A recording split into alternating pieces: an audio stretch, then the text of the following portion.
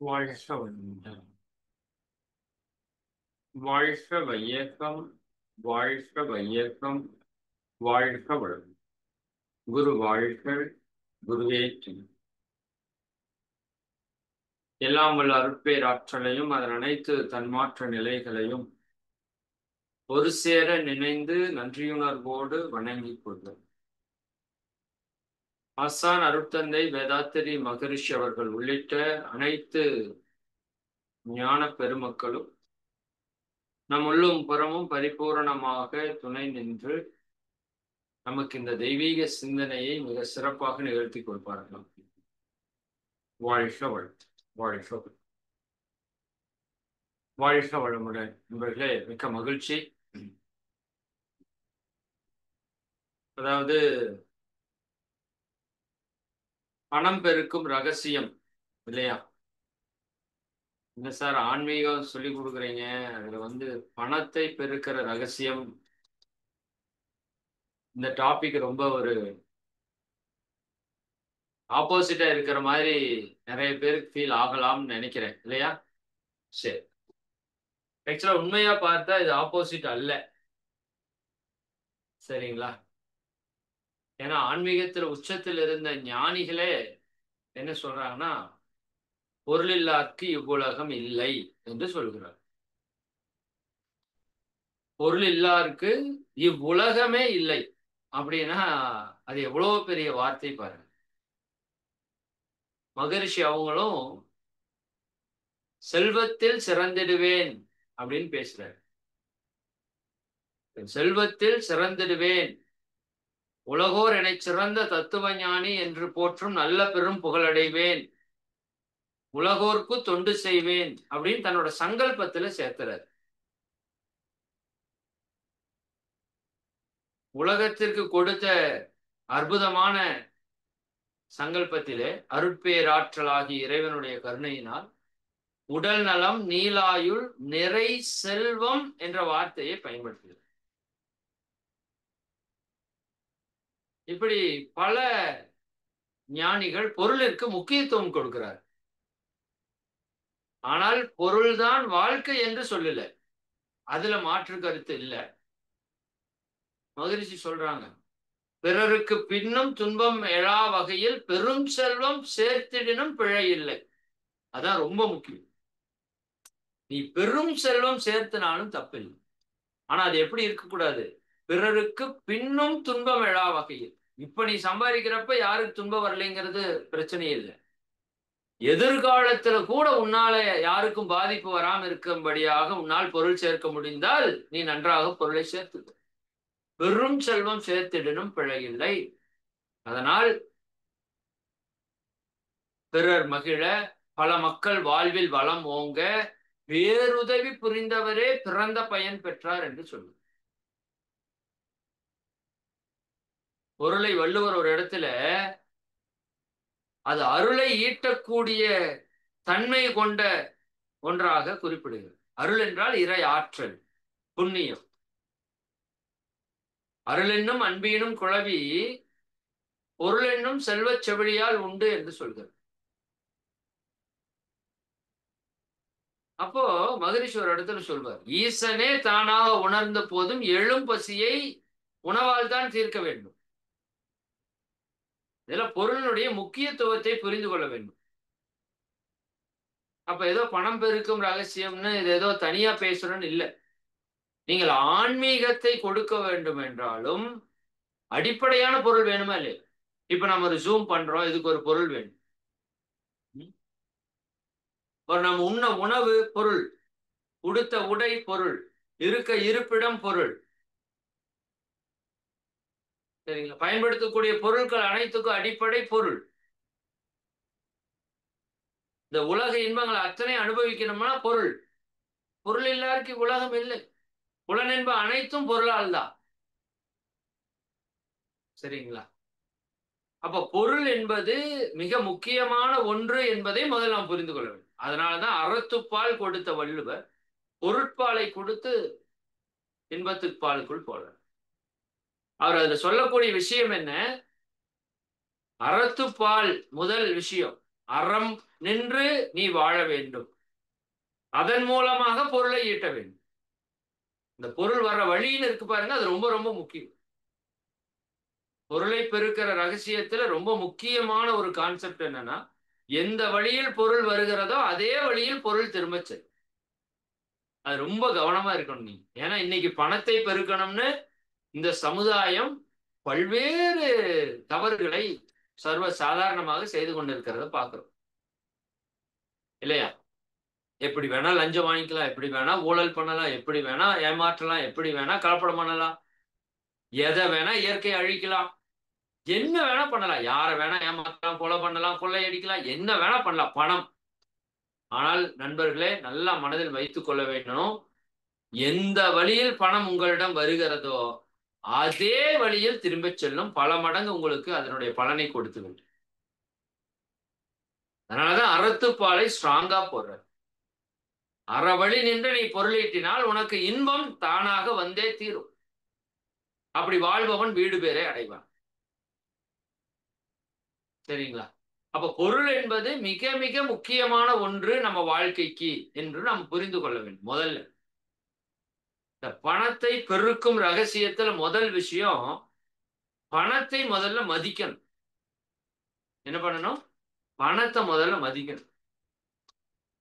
நிறைய பேர் நம்ம பொதுவா மக்கள் என்ன பண்றாங்க அப்படின்னா, அந்த பணத்துக்கு ஒரு மதிப்பு கொடுப்பதில்லை. உண்மையாலுமே நம்ம எவ்வளவு பேர் ஒரு பணத்துக்கு ஒரு மதிப்பு கொடுக்கிறோம்னு பாருங்களேன், ஒரு மரியாதை கொடுக்கிறோம்னு பாருங்களேன். நிறைய பேர் இது தப்பா நினைச்சிட்டு இருக்காங்க. பணத்தை மதிப்பு மரியாதை கொடுக்கிறதுங்கிறது தவறான ஒரு தன்மையாக நினைக்கிறாங்க. அவன் பணத்துக்கு பின்னாடி அலையிறவன். அப்படி அல்ல. 16 செல்வங்களிலே ஒரு செல்வம் தனம். நல்ல மனசுல வச்சுக்கோங்க. அதனாலதான் லட்சுமி என்ற ஒரு தெய்வத்தையே அந்த பொருளினுடைய பொண்ணினுடைய அடையாளமாக வைத்தார். சரிதானுங்களா? பொருள் என்பது மிக மிக அவசியம். கல்வியா, செல்வமா, வீரமா, மூணுமே வேணும்.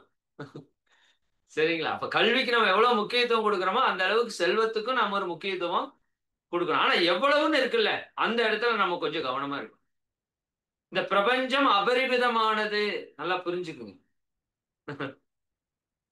இதுல நாம கேட்கறது ரொம்ப அற்பமானது, அதையும் புரிஞ்சுக்கணும். சரிங்களா? ஆனால் இதில் நீங்க ரொம்ப முக்கியமா தெரிஞ்சுக்க வேண்டியது, இப்ப நிறைய பேரு பொருளை பெருக்கணும்னு பொருளை பெருக்கிடுறாங்க. பட் மகிழ்ச்சியா இருக்கிறாங்களா அப்படின்னு கேட்டா விட இல்லை என்பதே இருக்கு. பொருளை பெருக்கணும் எதற்காக? வாழ்க்கை வசதிகளை பெருக்கிக் கொள்வதற்காக. பட் பொருளை பெருக்குவதால் உங்களுக்கு மகிழ்ச்சி வருமானா சத்தியமா கிடையாது. அதை நீங்க முதல் கான்செப்ட் தெளிவா புரிஞ்சுக்கணும். இப்ப சமுதாய மக்கள் எல்லாம் பொருளை பெருக்கிறது எதுக்காக அப்படின்னா, பொருள் பெருக்குனா நான் மகிழ்ச்சியா இருப்பேன்னு சொல்றாங்க. ஆனா உண்மை என்ன? பொருளுக்கும் மகிழ்ச்சிக்கும் சம்பந்தம் இல்லை. அப்படி இருந்தா இன்னைக்கு இருக்கிற பொருள்ல மிகப்பெரிய கோடி கோடியா இருக்கிறவங்க எல்லாம் சந்தோஷமா இருக்கணுமா இல்லையா? சந்தோஷமா இருக்கணுமா இல்லையா? ஆனா இல்லையே. அப்ப ஒண்ணுமே இல்லாத ஓட்டாண்டி எல்லாம் கஷ்டப்படணுமா இல்லையா? அப்படியும் இல்லையே. எந்த மகான்களுக்கு எத்தனை கோடி சொத்து இருந்தது? அப்ப இந்த அடிப்படையை நான் முதல் புரிஞ்சுக்கணும். அப்பதான் பணம் என்கிட்ட வரும். பணம் என்கிட்ட வரணும்னா பணத்தினுடைய அடிப்படை ரகசியத்தை புரிந்து கொள்ள வேண்டும். பொருள் வேண்டும், பட் பொருள் எனக்கு மகிழ்ச்சியை கொடுக்காது. பொருள் எனக்கு வசதிகளை ஏற்படுத்தி கொடுக்கும். என்ன நான் முதல்ல சொன்னேன்ல, தவறான வழியில நீங்க பொருளை ஈட்டி விட்டால் அது என்ன பண்ணும்? உங்களுக்கு மாறாக துன்பத்தை கொடுத்து அந்த பொருள் உங்களை விட்டு வெளியேறும். அல்லது உங்ககிட்ட இருக்கிற வரைக்கும் அது துன்பத்தை கொடுத்து கொண்டே இருக்கும். அது வீடோ, காரோ, சொத்தோ, நகையோ, என்ன வேணா இருக்கலாம். அந்த பொருளிலே புண்ணியம் இல்லை என்றால் அது உங்களுக்கு துன்பத்தை கொடுக்கும் என்பதை நீங்கள் புரிந்து கொள்ளும். துன்பம் கொடுத்ததுன்னா அந்த பொருளிலே பாவம் பதிந்து கிடக்கிறது நீங்க புரிஞ்சுக்கணும். சரிங்களா?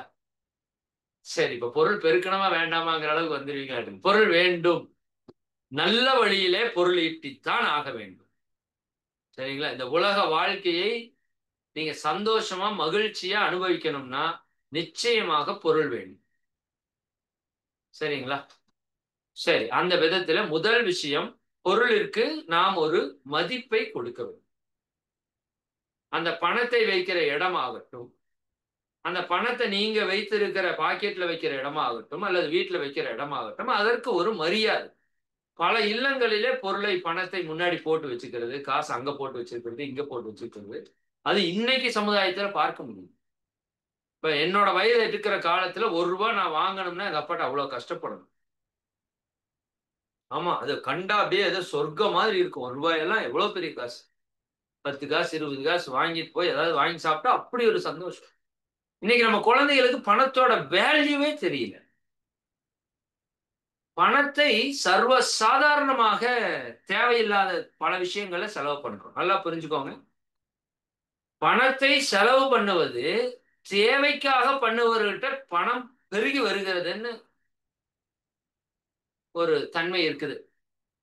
இந்த பணத்தை நீங்க செலவு பண்றப்ப நல்ல விஷயங்களுக்கு, தேவையான விஷயங்களுக்கு செலவு செய்வது அப்படிங்கிற ஒரு தன்மை இருந்தா, அந்த பணம் மீண்டும் என்னிடம் திரும்பி நிச்சயமாக வருகிறது.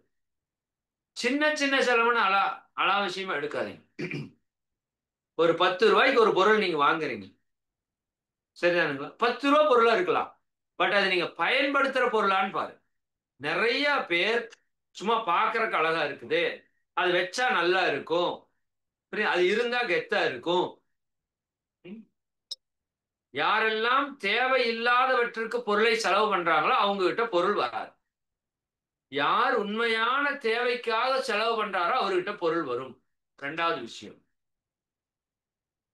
2வது விஷயம். சரிங்களா? அப்ப தேவைக்கு செலவு பண்ணுங்க. 1,00,00,000 செலவு பண்ணணுமா? பண்ணலாம். பட் தேவையில்லாம ரூபாய் கூட செலவு பண்ணணும். இத நீங்க எழுதி வச்சுக்கோங்க. குறிப்பிட எழுதி வச்சு. முதல் பணத்திற்கு ஒரு மதிப்பு கொடுக்க வேண்டும். 2வது தேவையானவற்றிற்கு நான் செலவு செய்வேன். அப்படிங்கிற உணர்வோட நீங்க செலவு செய்யணும். தேவையில்லாமல் செலவு செய்யக்கூடாது. பணம் உங்ககிட்ட எத்தனை இருந்தாலும் பரவாயில்ல. இப்ப நம்மகிட்ட என்னன்னா, பணம் இருக்கிறது என்ற இந்த வார்த்தைக்கு பயன்படுத்துங்க. மன்னிச்சிடுங்க. வேற வார்த்தை எனக்கு தெரியல. திமிரிலே நாம எத்தனையோ பொருளை வாங்குறோம். நான் கண்கூட பார்க்கிறேன். பணம் இருக்கின்ற என்ற ஒரே விஷயத்திற்காக தேவையே இல்லாத பல பொருளை வாங்கி குவிக்கிறோம். அந்த பொருட்கள் எல்லாம் நீங்கள் பயன்படுத்தாவிட்டால் அந்த உழைப்பு கொடுத்தான்ல பல பேரு. புரியுதா இல்லைங்களா? இந்த பொருள் இல்லாம இருப்பான்ல உலகத்துல பல பேரு. அவனுடைய உழைப்பை திருடிய குற்றம் உங்களுக்கு வந்துவிடும். இவனுக்கு போக வேண்டிய பொருளை பறித்த குற்றம் உங்களுக்கு வந்துவிடும். இந்த 2 பாவமும் சேர்ந்து உங்களுக்கு பொருளை மீண்டும் சேர்க்கறக்கு விடாது. அதனால தேவையற்ற பொருட்களை வாங்காதீர்கள். தேவையுள்ள பொருட்கள் எவ்வளவு வேண்டுமானாலும் வாங்குங்கள். இவ்வளவு அவ்வளவு நல்லது. சரி, 3வது. அப்படி வாங்கும்போது நம்முடைய மனோநிலை எப்படி இருக்க வேண்டும் என்றால், மகிழ்ச்சியாக இருக்க வேண்டும். மகிழ்ச்சியாக இருக்க வேண்டும். ஒரு செலவு செய்யும் போது நாம மகிழ்ச்சியா செலவு செய்யறோமா? இன்னைக்கு கூட சென்னையில இருந்து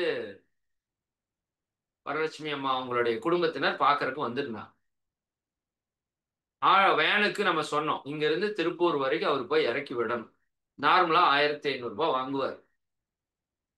இப்ப ரூ. 2,000 கேட்கிறாரு. ஏன்னா இங்க பெருமாநல்லூர் கோவில், அவினாசி கோவில், பூண்டி கோவில் போயிட்டு ரயில்வே ஸ்டேஷன் இறக்கி விடணும். அவர் அண்ணா ரெகுலரா 1,500 தானே, அவர் ரூ. 2,000 கொடுங்க. இந்த மாதிரி இப்படி சுத்தி போகணும்ல அப்படின்னு. நான் இவர்கிட்ட கேட்கிறேன். ஏன்னா ரூ. 2,000 ஓகேவா? பரவாயில்லைங்கண்ணா குடுக்கலாம்ண்ணா அப்படிங்கிறார்.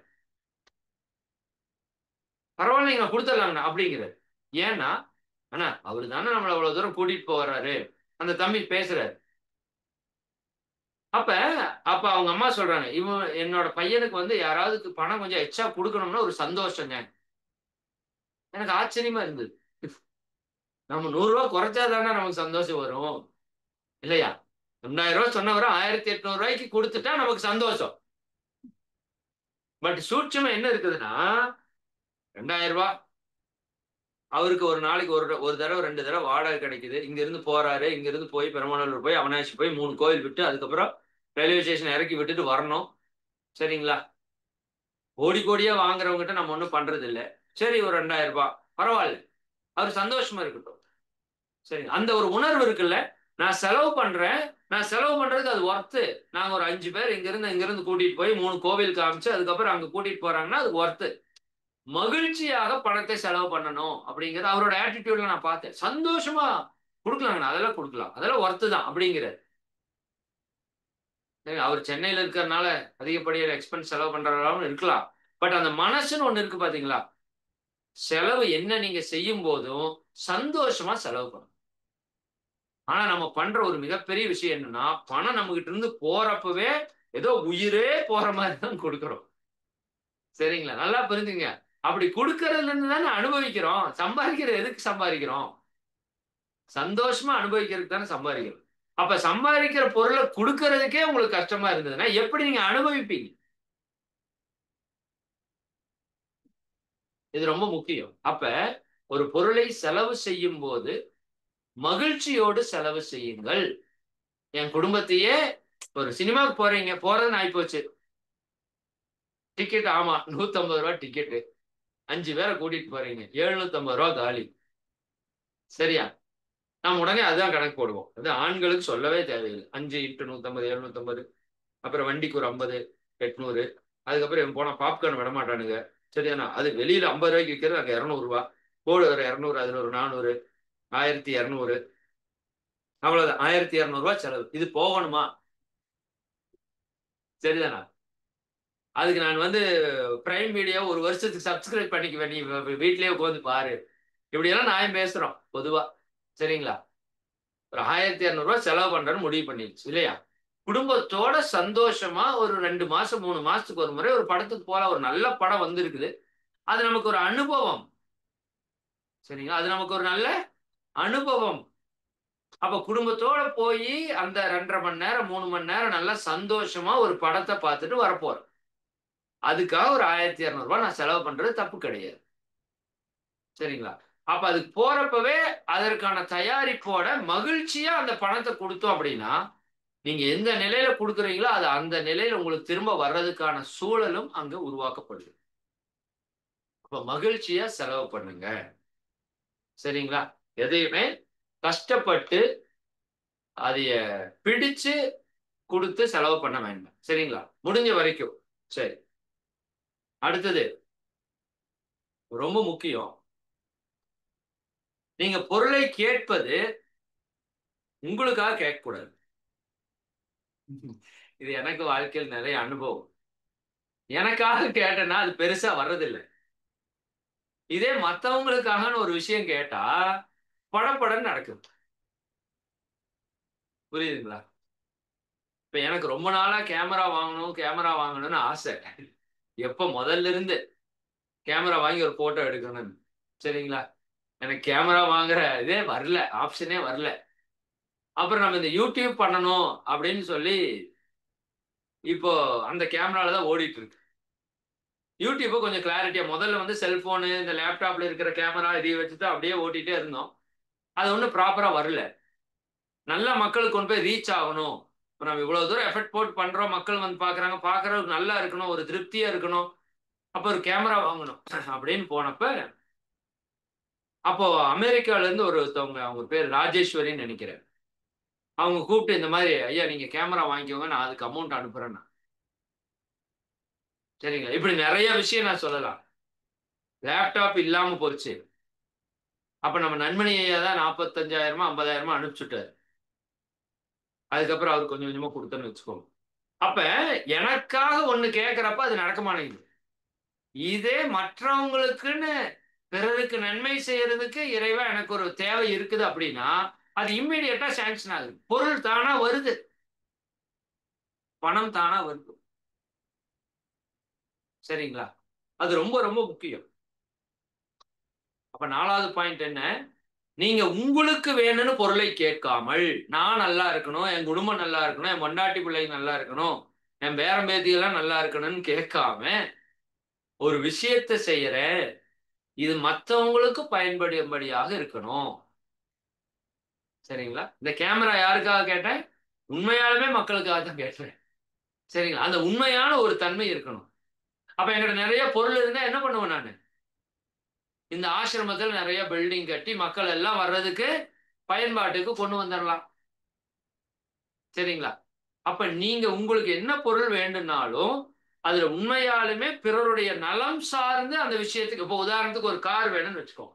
உங்க பிசினஸ்க்கு ஒரு கார் வேணும் இல்லையா? உங்க பிசினஸ்க்கு ஒரு கார் வேணும். இப்ப என்னுடைய பிசினஸ்க்கு கார் வேணும்னு கேட்கலாம். சரிங்களா? இப்ப நான் திருப்பூர்ல இருந்து பொருளை கொண்டு போய் ஈரோடு கொடுத்துட்டு வரேன். டெய்லியும் ஆட்டோ பிடிச்சிட்டு போறேன், இல்லாட்டி வேன் பிடிச்சிட்டு போறேன். நிறைய எக்ஸ்பென்சஸ் ஆகுது. சரி, இப்ப எனக்கு ஒரு கார் வேணும், பொருள் வேணும், ஒரு 10 லட்சம் ரூபாய் வேணும்னு வச்சுக்கோங்க. இப்ப நம்ம எப்படி கேட்கணும் அந்த பிரபஞ்சத்துக்கிட்ட, இந்த பொருளை நாங்க கொண்டு போய் மக்களுக்கு கொடுக்குறேன். சரிங்களா? அதுல எனக்கு ஒரு வண்டி இருந்தா இன்னும் நான் அதிகப்படியான நன்மையை மக்களுக்கு செய்ய முடியும். இப்ப நான் வாடகை பிடிக்க வேண்டியதா இருக்கு, நிறைய செலவுகள் ஆகுது, நேரம் ஆகுது, தாமதம் ஆகுது. அப்ப இந்த பொருளை கொண்டு போய் கொடுக்கறது எனக்கு சிரமங்கள் ஏற்படுது. அப்ப மக்களுக்கு ஒரு நன்மையை செய்வதற்காக எனக்கு ஒரு வாகனம் வேண்டும். அப்படி கேட்கணும். சரிங்க. அதெல்லாம் விளையாட்டு இல்ல. இதெல்லாம் ப்ரூவன்ல நான் சொல்லிட்டு இருக்கேன். சரிங்களா? அப்படி நீங்க கேட்டு பாருங்க. எனக்கு கார் வந்த வழியே அதுதான். சரிங்களா? அப்படி நீங்க நினைச்சா பிரபஞ்சம் உங்களுக்கு அதை கொடுக்கறதுக்கு தயாராக இருக்கு.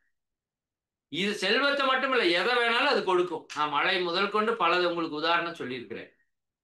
சரிங்களா? அப்ப தனக்கென்று கேட்காமல் பிறருக்கென்று கேட்கக்கூடிய ஒரு தன்மை நமக்கு வந்துருச்சே ஆனால் நிச்சயமா பிரபஞ்சம் நமக்கு பொருளை கொட்டி கொடுத்தே தீரும். அது அதனுடைய விதி. அதற்கு அடுத்தது பணத்தை பெருக்கிறதுக்கான மிகப்பெரிய ரகசியம், 5வது பாயிண்ட், ரொம்ப ரொம்ப முக்கியமான ரகசியம், கொடுக்கிற மனம் இருக்க வேண்டும். இது பெரிய விஷயம். கொடுக்கிற மனம் இருக்க வேண்டும். அப்பதான் பணம் வரும். கிவ் அண்ட் டேக் பாலிசி தானே. பிரபஞ்சத்துக்கு நமக்கு இருக்கிற பாலிசி என்ன? நீங்க எதை கொடுக்குறீங்களோ அது பல மடங்கு திருப்பி கொடுக்கும். நம்மால் என்னன்னா, நீ முதல் எல்லாத்தையும் கொடு, அதுக்கப்புறம் நான் கொடுக்குறேங்கிறான். இந்த பப்பு அங்க வேகாது. சரிங்களா? நீங்க எதை கொடுக்குறீங்களோ அது திரும்ப உங்களுக்கு பல மடங்கு கொடுக்கப்படும். ஒரு நெல்லை விதைச்சா 100 நெல். சரியா? ஒரு தென்னங்கனை வச்சா ஆயிரக்கணக்கான தேங்காய். ஒரு மாங்கொட்டையை விதைச்சீங்கன்னா ஆயிரக்கணக்கான லட்சக்கணக்கான மாங்காய். ஆமா, இதுதான் இயற்கையோட பாலிசி. நீ கொடுத்தா திரும்பி வரும். இப்ப நமக்கு கொடுக்கறதுல பெரிய யோசனை. கொடுக்கறதே இல்லை நிறைய பேர். சரிங்களா? கொடுக்கறதுல ஒரு தன்மை வரணும். உதாரணத்துக்கு போன வாரம் நம்ம ஆனந்த யோக நிலையத்துக்கு குமுதா கல்வி நிறுவனத்துல நம்பியூர்ல இருந்து ஒரு ஐயா அவங்க வந்து டிசம்பர் 1ஆம் தேதி 50 விழால 50,000 ரூபாய் கொடுக்குறேன்னு சொல்லி அனௌன்ஸ் பண்ணிட்டு போயிட்டாங்க. நான் போய் வாங்காம இருக்கிறேன். இன்னொரு நண்பர் சதாசிவம் ஐயா மூலமா போய் வாங்கணும். அவர்கிட்ட ஐயாட்ட பேசிட்டேன். நான் பேசிட்டேன், ஐயா இப்படி வாங்கன்னு சொன்னாங்க. அப்ப பேசிட்டு இருக்கிறப்ப அவர் இன்னொரு ஹெல்ப் கேட்கிறாரு என்கிட்ட. என்ன ஹெல்ப் கேட்கிறாரு? ஐயா இந்த மாதிரி ஒரு குழந்தைக்கு படிக்கிறதுக்கு ஒரு 15,000மோ என்னவோ ஃபீஸ் வேணும். அந்த குழந்தை நல்லா கஷ்டப்படுற சூழல் இருக்கிறாங்க, பட் நல்லா படிக்கிறவங்க, அவங்களுக்கு ஏதாவது உதவி பண்ண முடியுமா அப்படின்னு கேட்டார். நாம் அப்படி உதவி ஒன்றும் நம்மளால பண்ண முடியாது. ஏன்னா நம்ம முழுக்க முழுக்க ஆன்மீக உதவியில் இருக்கிறதுனால இனி கல்விக்குன்னு போய் நம்ம அன்பர்கள்ட்ட கேட்கறது அப்படிங்கிறது சரியா வராது. அதனால சரிங்கய்யா, நான் யாராவது ஒருத்தர் இருந்தா கண்டிப்பா சொல்றேன் அப்படின்னு எனக்கு மனசாட்சிக்கு உண்மையா நிச்சயமா நான் ட்ரை பண்றேன் அப்படிங்கிற மாதிரி சொல்லிட்டேன். பக்கத்தால ராகுல் இருந்தார், உங்களுக்கு தெரியும். நம்ம இறை சாதனை மார்க்க நண்பர் ராகுல் பக்கத்தால் இருந்தார். அது கேட்டிருந்தார். எனக்கு என்ன தெரியும், எனக்கு அதை பத்தி ஒன்றும் பெரிய இஷ்யூ இல்லை. நான் பாட்டுக்கு பேசிட்டு இருக்கேன், அவர் கேட்டிருக்காரு. அப்ப அந்த அன்னைக்கு நைட்டு அவர் என்கிட்ட கேட்கிறாரு, ஐயா இந்த மாதிரி அவர் ஏதோ ஒரு மாணவன் படிக்கிறதுக்கு ஒரு பணம் ஏதோ வேணும்னு கேட்டாரு. எவ்வளோங்க ஐயா கேட்டாரு. இந்த மாதிரி 15,000 16,000 வேணும்னு கேட்டார். நான் வேணா ஹெல்ப் பண்றேங்க ஐயா அப்படின்னு. சரிங்களா? இத்தனைக்கு அவங்களுக்கு ஒன்றும் பெரிய பொருள் வளம் எல்லாம் இல்லை அவர்கிட்ட, ராகுல் கிட்ட, எனக்கு தெரியும் நல்லா. சரிங்களா? இன்னும் மேரேஜ் ஆகல, சின்ன பையன், அந்த அளவுக்கு பெரிய பொருளாதார வசதி எல்லாம் இல்லை. பட் நான் ஹெல்ப் பண்றேங்க அப்படின்னு சொல்லிட்டு நேற்றுக்கு 8,000 ரூபாய் எனக்கு அனுப்பிச்சு விட்டாரு. 8,000 ரூபாய். நான் அப்புறம் அவங்களை கூப்பிட்டு கேட்டு அவங்க அக்கௌண்ட்டுக்கு நீ அனுப்பணும். அக்கௌண்ட் நம்பருக்கு தான் அனுப்பிச்சிருக்கேன். அப்ப என்ன நான் சொல்ல வர்றேன் அப்படின்னா, நீங்க எந்த நிலையில் இருக்கிறீங்கிறது முக்கியம் இல்லை. கொடுக்கணும் என்ற ஒரு மனசு இருக்கணும், கொஞ்சமாவது கொடுக்கணும். கொடுக்கணுங்கிற மனசு இருக்கணும், கொஞ்சமாவது கொடுக்கணும். சரிங்களா? அதான் மகிழ்ச்சி என்ன வச்சிருக்காங்க, 1% வச்சிருக்காங்க. நபிகள் 4% வச்சிருக்காங்க. நிறைய பணக்காரர்கள் நிறைய நல்ல காரியத்துக்கு பணத்தை தாராளமாக செலவு செய்கிறார்கள். இதுதான் உண்மை. நம்ம ஏன் ரொம்ப ஏழ்மையில போயிட்டே இருக்கிறோம் அப்படின்னா, நாம பிறருக்கு நன்மை செய்யறதுக்குன்னு ஒரு குறிப்பிட்ட தொகையை நம்ம கொடுக்கறது இல்ல. உண்மைதான். நீங்க உங்களோட மனசாட்சி தொட்டு கேட்டு பாருங்க. அது ரொம்ப முக்கியம். சரிங்களா? அப்ப 5வது விஷயம், கொடுக்கணும் என்ற ஒரு மனம் இருக்க வேண்டும். இதுதான் மனதளவிலே பணக்காரன் ஆகிறது ஃபர்ஸ்ட். ஏதாவது கொடுக்கலாம் என்று நினைக்கிற மனசு பணக்கார மனசு. யாரிடமிருந்து எதை வாங்கலாம் என்று நினைக்கிற மனசு பிச்சைக்கார மனசு. பணக்காரனாக நான் மாற வேண்டும் என்றால் முதல் என்னுடைய மனம் பணக்கார தன்மையை பெற வேண்டும். சரிங்களா? யாருக்கு என்ன கொடுக்கலாம், யாருக்கு என்ன செய்யலாம் என்று நீங்கள் நினைக்கும் போது உங்களுக்கு அது தானாக தேடி வருகிறது. நீங்க தேட வேண்டாம். பட் யாரிடமிருந்து என்ன கிடைக்கும் என்று பிச்சை எடுத்தால் அது உங்களிடம் கிடைக்காது. 5வதாச்சா? சரி, 6வது, அதை விட ரொம்ப இம்பார்ட்டன்ட். பணம் பெருக்கும் ரகசியம், அதை உடைக்கிற இடம் எது தெரியுங்களா? பொறாமை என்ற ஒரு குணம். பொறாமை இருப்பவர்களுக்கு பணம் பெரிதாக வராது. எழுதி வச்சுக்கலாம். குறிப்பாக பணக்காரர்களை பார்த்து, பணம் நிறைய வைத்திருப்பவர்களை பார்த்து பொறாமைப்படுவது, அவர்களை குறை கூறுவது, குற்றம் கூறுவது, புரியுதுங்க? இதெல்லாம் நம்ம பண்ண பண்ண பண்ண பண்ண நீங்க ஒரு பணக்காரரை பார்த்து ஒரு தவறை சொல்லும் போது பணத்தினுடைய தன்மையாக இந்த பிரபஞ்சம் அதை எடுத்துக்கொள்ளும். ஆமா, சரிங்களா? இப்ப பக்கத்து வீட்டுக்காரருக்கு 1,00,000 ரூபாய் ஏதோ ஒரு பிசினஸ்ல கிடைக்குதுன்னு வச்சுக்கோங்க. உங்களுக்கு அந்த மாசம் பிசினஸ்ல 5,000 ரூபாய் கிடைக்குது அப்படின்னா, அல்லது பக்கத்தால் இருக்கிற ஒருத்தருக்கு இன்கிரிமெண்ட் கிடைக்குது 10,000 ரூபாய், நமக்கு ஒரு 2,000 ரூபாய் இன்கிரிமெண்ட் கிடைக்குதுன்னா, சரிங்களா, நாம் இந்த 2,000த்துக்காக மகிழ்ச்சி அடைவதில்லை. நமக்கு 5,000 10,000 கிடைச்சது, இவனுக்கு 1,00,000 கிடைச்சிருச்சு, இவனுக்கு 10,000 கிடைச்சிருச்சுன்னு பொங்கரம் இல்ல. இந்த பொங்குன உடனே பிரபஞ்சத்துக்கு என்ன செய்தி போகுமாமா? இந்த பணத்திற்குனால் பணம் கிடைத்ததால் இவன் பொங்குகிறான், அப்ப பணத்தை இவன் வெறுக்கிறான் என்று பிரபஞ்சம் எடுத்துக்கொள்ளும். இது முக்கியமான விஷயம். பிறருக்கு இருக்கின்ற பொருளை பார்த்தோ வேற எந்த செல்வத்தை பார்த்தோ நம்ம பொறாமைப்பட்டாலும் அந்த செல்வம் நம்மிடம் வற்றி போயிடும். எழுதி வச்சுக்கோங்க. அப்ப பிறர் செல்வ வளத்தில் இருக்கிறான்னா நல்லா புரிஞ்சுக்கோங்க, 16 செல்வம் தான். அதுல ஒன்று தனம், பணம். அவனுக்கு பணத்திலே உயர்வதற்கான வாய்ப்பை இயற்கை கொடுத்திருக்கிறது. பட் பணக்காரனால சந்தோஷமா இருப்பான்னு நினைச்சிடாதீங்க, அது தப்பு. அதே சமயம் எல்லாரும் கஷ்டப்படுவாங்கன்னு சொல்ல முடியாது. தெளிவா இருக்கிறவங்க எல்லாம் சந்தோஷமா இருப்பாங்க, தெளிவற்றவர்கள் எல்லாம் துன்பப்படுவாங்க. புண்ணியம் இருக்கிறவன் மகிழ்ச்சியா இருப்பான், பாவம் இருக்கிறவன் கஷ்டப்படுவாங்க. நான் என்ன சொல்ல வரேன்? பணக்காரர்களை பார்த்து ஜெலசி, பொறாமை பட வேண்டாம். அவன் ஒரு கார் வாங்கிட்டா எத்தனை குடும்பத்தை அடிச்சு கார் வாங்கினானோ, தேவையே அது? சரிதானா? இது தேவையில்லாம இதை பேசி பேசி எதை நெகட்டிவ் பண்றோம்? சரிங்களா? அவனை பற்றி குறை பேசும்போது நீங்கள் அந்த குறையாக மாறுகிறீர்கள். அப்ப உங்களிடமிருந்து பிரபஞ்சத்துக்கு செய்தி குறையான செய்தியாக செல்கிறது. அப்ப உங்கள்கிட்ட இருக்கிறதும் பறிக்கப்படும். எதை பற்றி நீங்கள் பொறாமைப்பட்டாலும் அந்த விஷயம் உங்களிடமிருந்து பறிக்கப்பட்டு. அப்ப பணக்காரர்களை பார்த்து, செல்வத்தில் அதிகமா இருக்கிறவர்களை பார்த்து பாராட்டுங்க, வாழ்த்துங்க. சரிங்களா? இது ரொம்ப ரொம்ப முக்கியமான ஒரு விஷயம். பொறாமை இருக்கக்கூடாது. பண வளம் வரணும் அப்படின்னா பொறாமை இருக்கக்கூடாது. 7வதான விஷயம், இந்த பணத்திற்கு ஒரு மிகப்பெரிய தன்மை ஒண்ணு இருக்கு அப்படின்னா, பணம் தூய்மையாக இருக்கிற மனதிலே சீக்கிரமா வந்து சேரும். மன தூய்மை, மன தூய்மை இருப்பவங்களுக்கு பணம் வரும். சரிங்களா? அப்ப மன தூய்மை இருக்கிறவங்களுக்கு பணம் வரும்னா, மகான்களுக்கு கோடி கோடியா பணம் வரும். ஆமா, தானா வரும், எங்க இருந்தோ வரும், இல்லையா? மகரிஷி என்ன பண்ணாரு? ஒண்ணும் இல்லாம இல்லையா? அப்படித்தானே வந்தாரு கூடுவாஞ்சேரியில இருந்து. இன்னைக்கு எத்தனை அறிவு திருக்கோயில், எத்தனை தவ மையங்கள், எத்தனை சாமியார்கள் எடுத்துக்கோங்க. சரிங்களா? அப்போ தூய்மை அப்படிங்கிறது மிக மிக முக்கியம். அதனாலதான்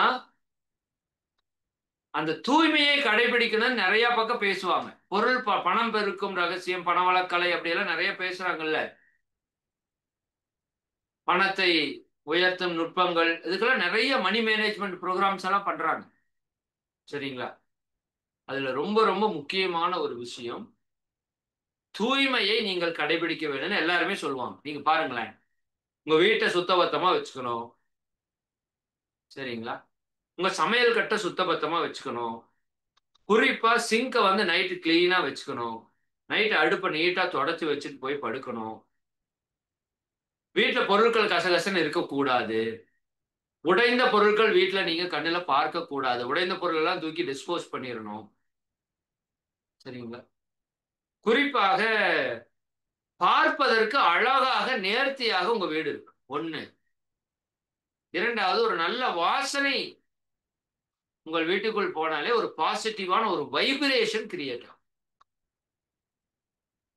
அது கிளீனா இருந்தாலே, நேர்த்தியா இருந்தாலே ஒரு பாசிட்டிவ் வைப்ரேஷன். உங்க வீட்டை ஒரு நாள் யாரோ ஒருத்தர் கிளீன் பண்ணி நீட்டா வச்சிருந்தாலும் உள்ள போனப்பா சூப்பரா இருக்கே, நம்ம வீடு அது அப்படின்னு பாக்குறல்ல.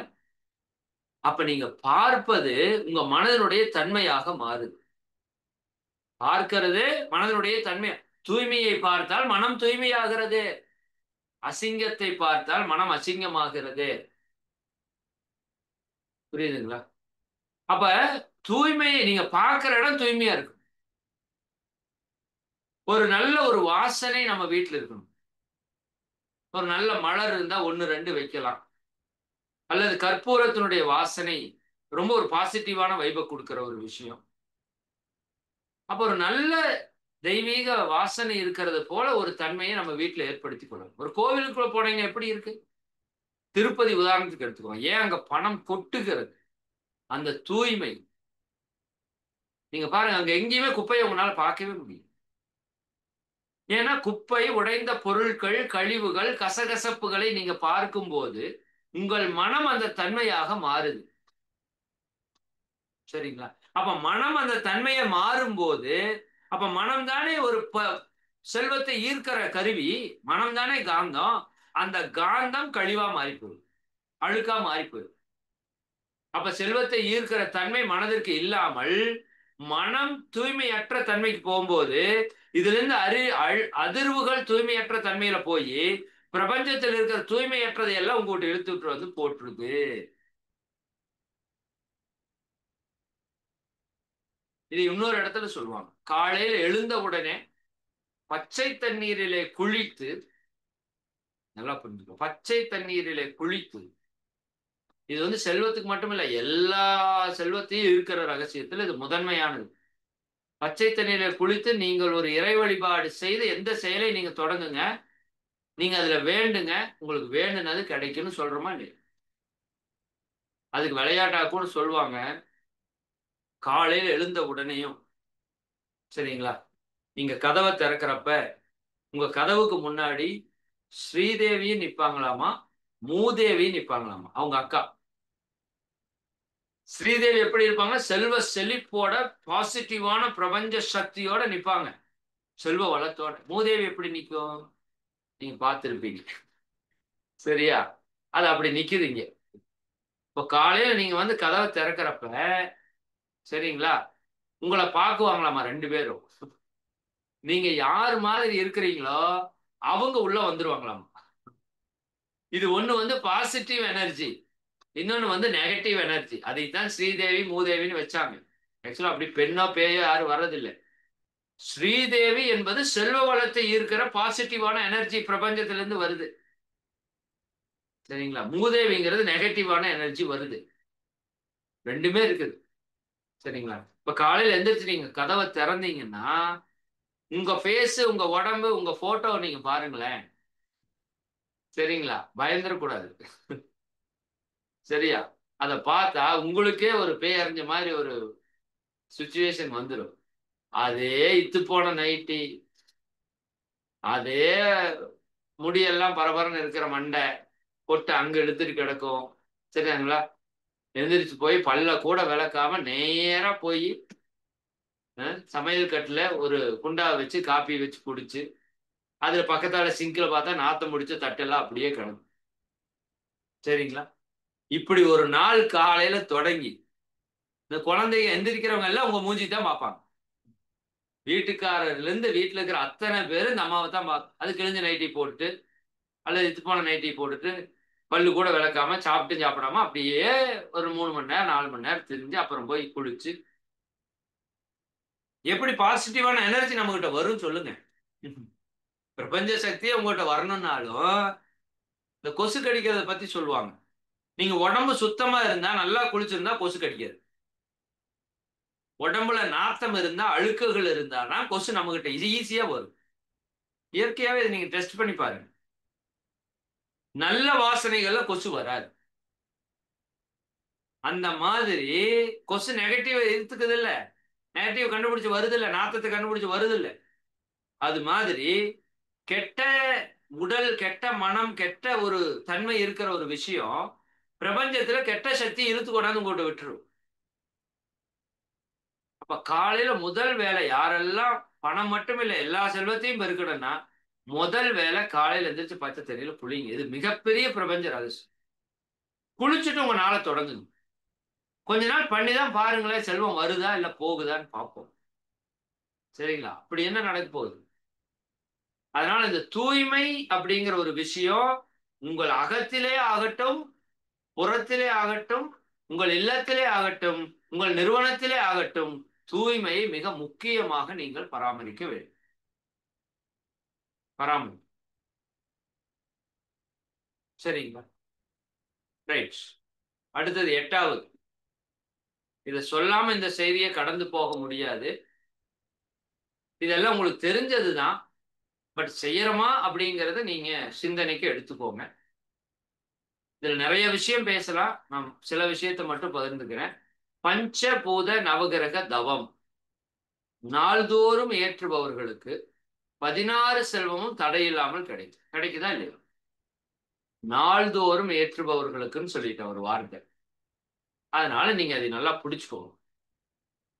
சரிங்களா? பஞ்சபூத நவகிரக தவம் தெரியாத அன்பர்கள் நெட்ல யூடியூப்ல பஞ்சபூத நவகிரக தவம் அப்படின்னு போட்டீங்கன்னா வந்துடும். வேதாத்திரி மகிழ்ச்சி நடத்தியிருப்பாங்க. புதிய அன்பர்கள் கூட செய்யலாம். சரிங்களா? இதை நல்லா பயன்படுத்துங்க. ஏன்னா இதுல அடிப்படை என்னன்னா அத்தனை பொருள் என்று நீங்க சொல்லக்கூடிய தங்கம், வைரம், வைடூரியம் அல்லது பணம் அத்தனையுமே பஞ்சபூதத்தினுடைய வெளிப்பாடு. இல்ல நிலம் போட்ட பிச்சை தான் வச்சுக்கோங்களேன். நிலத்திலிருந்து தானே செல்வத்தை எடுக்கிறோம். சரிங்களா? அப்ப இந்த பஞ்சபூதம் தான் செல்வமாக மாறி நமக்கு செயல்பட்டு இருக்கு. அதிலே சில நவகிரக கோள்களுக்கு சிலருக்கு செல்வத்தை கொடுக்கிற ஆற்றல் இருக்கிறது. குறிப்பாக சனி, சுக்கிரன், ஏன் ராகு கேதுக்கு கூட அந்த ஆற்றல். அப்போ அந்த செல்வத்தை கொடுக்கிற தன்மை என்று ஒன்று சில கோள்களுக்கு இருக்கிறது, பஞ்சபூதங்களுக்கு இருக்கிறது. அப்ப பஞ்சபூதம் நவகிரக தவத்தை தொடர்ந்து பண்றவங்களுக்கு நிச்சயமா செல்வ வளத்திலே மிகப்பெரிய ஒரு வரவை பார்க்க முடியும். அதற்கு அடுத்தது இந்த டெக்னிக் பத்தி நான் பல முறை ஆல்ரெடி சொல்லியிருக்கிறேன். இருந்தாலும் இந்த இடத்துல சொல்லும் போது உங்களுக்கு பலனா இருக்குங்கிறதுக்காக சொல்றேன். போனோ போனோ டெக்னிக் என்று ஒரு டெக்னிக். இது நிறைய பேருக்கு தெரியும். புதிய அன்பர்களா இருந்தீங்கன்னா நீங்க மறுபடியும் யூடியூப்ல போய் நெட்ல போய் போனோ போனோ டெக்னிக், போனோ டெக்னிக் அப்படின்னு அடிச்சீங்கன்னா தெளிவா அதை பத்தின விவரம் நிறைய வரும். காலம் கருதி நான் ஷார்ட்டா சொல்லிட்டு அடுத்ததுக்கு போறேன். இது மிகப்பெரிய சக்தி மிக்க ஒரு மந்திரம், மாற்று கருத்தே கிடையாது. சரிங்களா? பட் அதுக்கு அந்த மந்திரத்தை நீங்க பயன்படுத்தணும். மை டியர் மணி. மணி என்றால் பொருள், பணம். என் அன்புக்குரிய பணமே, ஐ எம் சாரி. இந்த பணத்துக்கிட்ட என்ன பண்றீங்க? சரண்டர். நான் உங்ககிட்ட மனதார மன்னிப்பு கேட்க. நான் இந்த ஜென்மத்திலேயோ முன்னாடி எந்த ஜென்மத்திலேயோ உனக்கு நான் நிறைய தவறு செய்திருக்கலாம், உன்னை ஏளனமாக பயன்படுத்தி இருக்கலாம், உன்னை தவறாக பயன்படுத்தி இருக்கலாம். ஏன்னா அது எங்கிட்ட வரமாட்டேங்குது. சரிதானே? அப்ப ஏதோ ஒரு சம்திங் இருக்குல்ல. அப்போ உன்னை நான் ஏதாவது தவறா பயன்படுத்தி இருக்கலாம், உன்னை ஏதாவது தவறாக சிந்தித்து இருக்கலாம், உன்னை தரக்குறைவாக நான் மதிப்பிட்டு இருக்கலாம், உன்னோட வேல்யூ தெரியாம நான் பண்ணியிருக்கலாம். அதனால ஐ எம் சாரி. இந்த பொருள்கிட்ட மன்னிப்பு கேட்கணும், பணத்துக்கிட்ட மன்னிப்பு கேட்கணும். ப்ளீஸ் ஃபர்கிவ் மீ, என்னை தயவு செய்து மன்னிச்சிரு, தயவு செய்து என்ன. இதெல்லாம் உள்ளபூர்வமாக உருக்கமாக நிகழணும். சும்மா my dear money, I am sorry, please forgive me, thank you, I love you அப்படின்னு ஒன்றும் வராது. வாய் தான் வலி. உணர்வு பூர்வமாக அதற்கு பேசணும். பணம் என்பது ஒரு மாபெரும் சக்தி. நல்லா புரிஞ்சுக்கோ. அது ஒரு ஆற்றல், அது இறைவனுடைய ஒரு வெளிப்பாடு. அதனாலதான் எல்லாத்தையுமே நீங்க சரி கட்டிட்டு இருக்கீங்க. சாப்பிட்றதுக்கு சாப்பாடு அதான் கொடுக்குது, கொடுத்துருக்கு உடை அதான் கொடுக்குது, இருக்கிறதுக்கு இருப்பிட அதான் கொடுத்துருக்கு, நல்ல வாழ்க்கை துணை அதான், நல்ல குடும்பம் அதான் நடத்துது, பொருள் எல்லாம் அதுதான் வாங்கி கொடுக்குது, தேவைகளெல்லாம் அதான் நிறைவேற்றுது. சரிங்களா? அப்ப அதை மதிக்கணுங்கிறதுல அதுகிட்ட மன்னிப்பு கேட்கு. ப்ளீஸ் ஃபர்கிவ் மீ, தயவு செய்து என்னை மன்னிச்சு. நான் உங்கள்கிட்ட மனசார மன்னிப்பு கேட்கிறேன், நான் ஏதாவது தவறு செஞ்சிருந்தேன்னா மன்னிச்சது, உன்னை சரியா பயன்படுத்தாம இருக்கலாம். சரிங்களா? அப்ப ப்ளீஸ் ஃபர்கிவ் மீ, தயவு செஞ்சு என்ன மன்னிச்சு. தேங்க்யூ, இங்கதான் இருக்குது விஷயமே. நன்றி உணர்வு. இந்த போனோ டெக்னிக் வந்து சாதாரணமா எடை போடாதீங்க. அது உங்க வாழ்க்கையில் இருக்கிற அத்தனை பிரச்சனைக்கும் தீர்வை கொடுக்கக்கூடியது. நான் ஆல்ரெடி பேசியிருக்கேன். பணத்துக்கு மட்டுமல்ல, எந்த பிரச்சனைக்கு வேணா நீங்க எடுத்து பயன்படுத்து, உளப்பூர்வமாக பயன்படுத்து, உணர்வுபூர்வமா பயன்படுத்து. சரிங்களா? தேங்க்யூ, அங்கதான் நீங்க நினைக்கணும். எத்தனை நன்மைகள் பணத்தால நம்ம பெறும், எத்தனை நன்மைகளை பெறும். அதெல்லாம் நினைச்சு பார்த்து உனக்கு ரொம்ப நன்றிப்பா, நீ மட்டும் இல்லாட்டி எங்க வாழ்க்கை எப்படி இருக்கும் யோசித்து பாருங்க. இல்லையா? அப்ப ரொம்ப நன்றி. ஐ லவ் யூ, நான் உன்னை மிகவும் நேசிக்கிறேன், நான் உன்னை ரொம்ப நேசிக்கிறேன், நான் மனதார நேசிக்கிறேன், நான் உண்மையில் அன்பு செலுத்துகிறேன். வாழ்க வளமுடன். பொருள் வளம், வாழ்க வளம். நல்லா பிளஸ் பண்ணி இந்த விஷயத்த நீங்க அப்படியே தமிழ்லயோ ஆங்கிலத்திலயோ உங்க மொழியிலயோ உணர்வு பூர்வமா, my dear money, I am sorry, please forgive me, thank you, I love you, வாழ்க வளம். இவ்வளவுதான் கான்செப்ட். சரிங்களா? இதை நல்லா தொடர்ந்து சொல்லிட்டே வர வர வர வர வர வர ஆட்டோமேட்டிக்கா பொருள் வளம் பெறுகிறத நீங்க பார்க்கலாம். சரிங்களா? அதற்கு அடுத்தது உங்க எல்லாருக்கும் நிறைய பேருக்கு தெரிஞ்சது சர்வ வசிய தன ஆகர்ஷண சங்கல்பம். இதுவும் புதுசா யாராவது பார்த்தீங்கன்னா யூடியூப்லயோ கூகுள்லயோ போய் சர்வ வசிய தன ஆகர்ஷண சங்கல்பம் அப்படின்னு போட்டீங்கன்னா போதும், அது வாட்டுக்கு காமிச்சிடும். ஒரு மந்திரம், அது ஒரு மந்திரம். ஹரி ஓம் ஸ்ரீம் ஐம் க்ளீம் சோம் சந்திரலட்சுமியே நகம என்று நமகன்னு தொடங்கும். சரி, அப்புறம் என் வசமாக வஷ்ய வஷ்ய ஓம் ஸ்வாகா, அது வச்சோம். அது சொல்லும் போது நீங்கள் பொருள் வளத்திலே மிகச்சிறந்த நிலையில் இருப்பதாக பாவித்துக் கொள்ளும். ஆமா, அது என்னத்துக்காக சொல்றோம்னு ஒண்ணு இருக்கு. என் வசமாகனா மொத்தமா வசமாகிறது ஒண்ணு இருக்கு. செல்வம் மட்டுமே நோக்கமா இருந்தா, சரிங்களா, அது நிறைய இன்னைக்கு நிறுவனங்கள்ல பண்றோம். இப்ப நாங்க போன ஒரு வருஷம் இருக்குன்னு நினைக்கிறேன், திருப்பூர்ல கந்தவேல் மகால்னு ஒரு இடம், நம்ம நண்பர் ரவி ஐயா மூலமா ஒரு இந்த சர்வசிய தனார்சன சங்கல்பம் பண்ணணும். அவங்க இடத்துல அவங்களுக்கு ஒரு சில கிரிட்டிக்கல் ப்ராப்ளம், அந்த மண்டபம் நடத்தலாமா வேண்டாமாங்கிற ஒரு சூழல் இருக்கிறாங்க. அப்ப அவங்க ஐயா வந்து கேட்டாங்க, அங்க இருக்கிற சேகரனா மூர்த்தினா 2 பேரும் பேசி ஓகே அங்க பண்ணலான்னு பண்ணிட்டோம். ஒரு பௌர்ணமி அன்னைக்கு பண்ணோம். நீங்க நம்ப மாட்டீங்க, ஒரே வாரத்துல அவங்க மீண்டும் அதை ரன் பண்ற அளவுக்கு அந்த ப்ராப்ளம் சால்வ் ஆச்சு. நேத்தி கூட அந்த அண்ணா சொன்னார், இந்த வாரம் கூட அவங்களோட கடையில புதுதா ஆரம்பிச்சிருக்கிற ஒரு பெரிய கடையில வந்து நம்ம அந்த சங்கல்பம் பண்றோம்.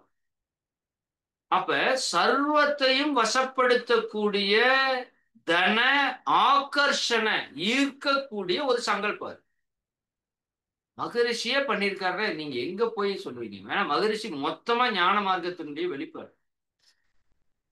அவருக்கு வந்து ஒரு மந்திரத்தை சொல்லி பொருளை ஈர்க்க முடியுது, திருமணத்தை நடத்த முடியுது, குழந்தை பேரை பெற முடியுது, உடல் ஆரோக்கியத்தை பெற முடியுது, குடும்ப அமைதியை பெற முடியுதுன்னா என்ன பிரச்சனை?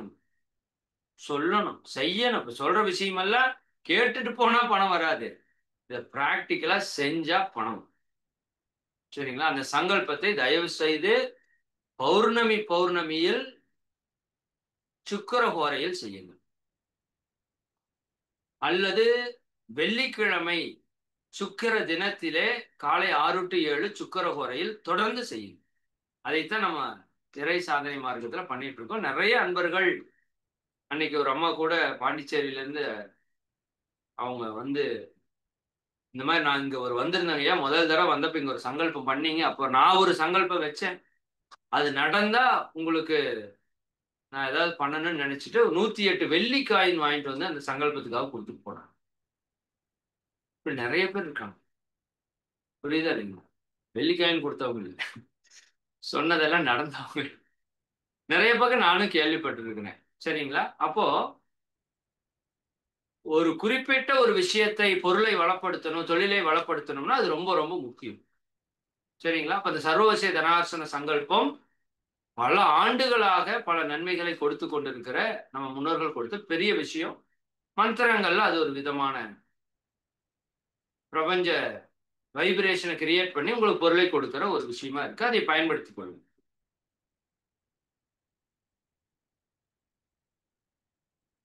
சரி, வேற என்ன சொல்லலாம்? பஞ்சபூத நவதம் சொல்லிட்டேன். போன டெக்னிக் 2 சொல்லணும்னு நினைச்சேன். சர்வவசிய தன ஆகர்ஷண சங்கல்பம் சொல்லணும்னு நினைச்சு சொல்லிட்டேன். முக்கியம், பணம் உங்ககிட்ட பெருகணும்னா கணக்கு எழுதுற பழக்கம் வரணும். நம்மள எவ்வளவு பேர் கணக்கு எழுதுற பழக்கம் இருக்குது சொல்லுங்க பாப்போம். நீங்க போடுங்க, எஸ்னா வெறும் எஸ்ன்னு போடுங்க, நோனா என்னன்னு போடுங்க. ஜூம்ல இருக்கிற அல்லது இது யூடியூப்ல பார்த்துட்டு இருக்கிற அன்பர்களா கூட இருக்கலாம். பணத்தை நான் டெய்லி எழுதுறேன் சார். டெய்லி எழுதணும், என்னைக்காவது எழுதுறது இல்லை. டெய்லியும் இன்னைக்கு நான் ஒரு செலவு பண்ணேன்னா செலவு, இன்னைக்கு ஏதாவது வர வந்ததுன்னா அக்கௌண்ட்ஸ் எழுதுறாங்கல்ல கம்பெனியில, அந்த மாதிரி நாம எவ்வளவு பேர் அது எழுதுறோம். எழுதுறோம்னா எஸ்ன்னு போடுங்க, எழுதுனா நோன். ஓகே, எஸ்ஸா? இத்தனை எஸ்ஸா? இல்ல, நோ தான் நிறைய வருது. Yes no, yes no, yes no, yes no, no no no no no no no no no. Mudhalvan படத்துல வர மாதிரி no no no no no no no தான். அப்போ உண்மைதான். டெக்னிக் நேமா? போனோ டெக்னிக், போனோ டெக்னிக். வார்த்தை கொஞ்சம் டிஃபரன்ஸா இருக்கும். ஹெச்ஓ ஓ, ஓபிஓஎன்ஓ, ஓபிஓஎன்ஓ, போனோ அல்லது போனோ டெக்னிக்னு வச்சுக்கலாம். அதான் டெக்னிக் நேம். ஓகே, அருமை. போட்டார் ஒருத்தர் டைப் பண்ணி. Yes yes, no no no no no no no no, உருப்பட்ட நோ. ஏங்க, அதுக்கு பேரா? சூப்பர். சர்வவசிய தனார்சன சங்கல்பம். Okay, good. அப்போ எனக்கு தெரிஞ்சு நீங்க போட்டதுல ஒரு 100க்கு 80% நோ தான் போட்டிருக்கீங்க. உங்க எல்லாருக்குமே தெரிஞ்சிருக்கும். சரிண்ணா? ஒரு 8 நோ வந்தா 2 எஸ் வருது. அப்ப இதுல இருந்து என்ன தெரியுது? நம்ம யாரும் பணம் என்ன செலவாகுதுன்னே தெரியாம செலவு பண்ணிட்டு. உண்மைதானா? இவ்வளோ பெரிய நாட்டை நடத்தணுமே, பட்ஜெட் போடணும்னா நம்ம வாழ்க்கை நடத்த பட்ஜெட் போடணுமா வேண்டாமா? சொல்லுங்க. பட்ஜெட் கண்டிப்பா போடும். சரிங்களா? பணம் பெருக்கும் ரகசியத்தில் முக்கியமான விஷயம், உங்களுடைய வரவை செலவை நீங்கள் தெளிவாக நாள்தோறும் எழுத வேண்டும். இது சேலஞ்ச் உங்களுக்கு. இதெல்லாம் செஞ்சிட முடியாது. நான் பல முறை முட்டி முட்டி மோதி இதுல தோத்து போயிருப்பேன். இதுக்குன்னு ஆப் எல்லாம் இருக்குது. நான் அதெல்லாம் போட்டு போட்டு பார்த்தேன். ஆனா அதுல பெரிய நன்மை கிடைச்சது. நான் எனக்கு மாசத்துக்கு எவ்வளவு செலவு பண்றேன்னு அது தெரிஞ்சிச்சு. அது வரைக்கும் எனக்கு எவ்வளவு செலவு பண்றேனே தெரியாது. வர்றது அளவு போறது அளவுன்னு தெரியாது. பார்த்தா எப்பவுமே பத்தாது பத்தாது. அடிச்சு பார்த்தா வருது. ஒவ்வொன்றுக்கு இத்தனை இத்தனை செலவாகுதுடா. அப்ப எங்கெங்கெல்லாம் வெட்டி செலவாகுதுடா. புரியுதா இல்லைங்களா? அப்ப பணத்தை செலவு செய்யும் போது, வரவு வரும்போது குறிப்பெடுக்கிற பழக்கம் இன்றிலிருந்து நீங்க தொடங்குங்க. தயவு செய்து அதை செய்யுங்க. இது ரொம்ப ரொம்ப ஒரு முக்கியமான விஷயம். அதுல இன்னொரு முக்கியமான விஷயம் என்னன்னா, அடிஷனல் பாயிண்ட், முதல்ல எழுதுறதை எழுதுங்க. அதற்கப்புறம் உங்களுடைய சம்பாதிப்பு தொகையிலிருந்து குறைந்தது 10% சேமியுங்கள்னு சொல்றாங்க. இன்னைக்கு பொருளை பெருக்கிற ரகசியத்துல வேர்ல்டு லெவல்ல சொல்லக்கூடிய ஒரு விஷயம் என்னன்னா, சேமிப்பு தான். சிறு துளி பெருவெள்ளம். நீங்க இது பல இடத்துல கேட்டிருக்கலாம். ஆனா நம்ம கிட்ட சேமிப்புங்கிற ஒரு பழக்கமே பெருசாவே இல்லை. இன்னும் அதுக்கு ஆப்போசிட்டா போய் கடன்காரனாய் திரியிறோம். எல்லாத்துக்கும் கடன் கடன் கடன் கடன் கடன் கடன். முதல்ல கிரெடிட் கார்டை ஒழிச்சிருங்க. உங்களோட பணம் வந்துடும். கிரெடிட் கார்டு உங்களை கடன்காரனாகிற அட்டை. இல்லையா? இல்லையா? எப்பவுமே நாம் எப்படி இருப்போம்? பணம் இந்த மாசம் சம்பாதிப்போம். சம்பாதிச்சதை கொடுத்துட்டு வாங்கி செலவு பண்ணுவோம். சரிதானா? மாச கடைசியில் ஏதாவது தேவைன்னா வாங்குவோம். இல்லாட்டி நிறைய பேர் மேனேஜ் பண்ணிடுவோம். புரியுதுங்களா? ஆனா இப்ப என்ன ஆயிப்போச்சுன்னு தெரியுமா? இந்த மாசம் சம்பளம் வந்த உடனே அது கிரெடிட் கார்டு போயிருது. ஏன்னா இதுக்கு போன மாசமே வாங்கி தின்ட்டான். சரிதானா? போன மாசமே வாங்கி எல்லாத்தையும் முடிச்சுட்டான். இந்த மாசம் சம்பளம் வந்தோடனே கிரெடிட் கார்டு கட்டுறான். கடன்கார வாழ்க்கையை நம்ம வாழ்ந்துட்டு. அப்ப உங்க மனசுல நிம்மதி இருக்காது. ஒரு ஃப்ரீடம் இருக்காது. நான் சொல்றது சும்மா இல்லை, உண்மைதான். உங்கள் மனதை அரித்து கொண்டே இருக்கு. ஒரு 10 நாள் ஒரு நாள் லீவ் போட்டுருங்க பார்ப்போம். வீட்டில் லோன் கட்டிட்டோ அல்லது ஜொல்லுக்கு லோன் கட்டிட்டோ வண்டிக்கு லோன் கட்டிட்டோ ஒரு 10 நாள் 20 நாள் நீங்க லீவ் போட்டுருங்க பார்ப்போம். முடியாது. உங்க மனதில் நிம்மதி இருக்காது, அமைதி இருக்காது. முதல் கடனை அடைக்க வேண்டும். கடனை அடைக்கணும். நீங்க பணம் பெருக்கிற ரகசியத்துல முக்கியம் கடனை முதல்ல அடைக்கணும். என்ன கடன் இருந்தாலும், ஏதாவது சொத்து பத்து இருந்தாலும் வித்து தயவு செஞ்சு கடனை அடைச்சிருங்க. அது உங்களை நிம்மதியா இருக்கிறக்கே விடாது. உங்க நிம்மதியற்ற தன்மை உங்கள்கிட்ட பணம் பெறுவதற்கு விடவே விடாது. 10 லட்ச ரூபா சொத்து இருக்கு, 2 லட்ச ரூபா கடன் இருக்கு, இன்னைக்கே வித்துருங்க. இப்ப நைட்டே முடிஞ்ச கூப்பிட்டு வித்து போடுங்க. 8 லட்சம் மிச்சம். நிம்மதியா இருக்கு. நிம்மதியா இருக்கு. நிறைய பேருக்கு அதுல மனசே வர்றதில்லை. தாத்தன் கொடுத்தது, என் பாட்டன் கொடுத்தது, அக்கா கொடுத்தது, அண்ணன் கொடுத்ததுன்னு வச்சு வச்சு அவனும் கெட்டு குடும்பத்தையும் கெடுத்து. சரிங்களா? அதனால தயவு செய்து கடன் இல்லாமல் பார்த்துக் கொள்ளுங்க. அதே போல நீங்க ஒருத்தங்கிட்ட கடன் வாங்கி இருந்தா அவன் மனம் புண்படாமல் பார்த்துக் கொள்ளுங்க. இதெல்லாம் உங்களுக்கு செல்வம் வருவதை தடுக்கிற வழியாக நான் கருதுகிறேன். உங்களுக்கு ஒருத்தன் பணம் கொடுத்துட்டா 1 லட்சம் ரூபா, அவனும் கஷ்டப்பட்டு சம்பாரிச்சு அப்படித்தானே கொடுத்துருப்பான். சரிங்களா? சரி, அவன் கஷ்டப்பட்டானோ கஷ்டப்படலையோ உங்களுக்கு கொடுத்துருக்கான்ல, அவனுக்கு திருப்பி கொடுக்க வேண்டிய நம்ம கடமையில். இன்னைக்கு நிறைய பேர் எப்படி இருக்கான்னு தெரியுங்களா? வீணா போற காரணம் இதுதான். பணம் கொடுத்தவன் பிச்சைக்கார மாதிரி கெஞ்சான். பணம் வாங்கினவன் இருக்கான இல்லைங்களா, என்ன கெத்துங்கிறீங்க? நான் யார் கொடுக்க சொன்னா?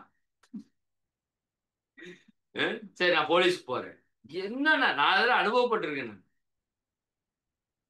சரிங்களா? பணத்தை கொடுத்து போட்டு நாம படுற பாடு இருக்கு. அந்த மாதிரிதான்.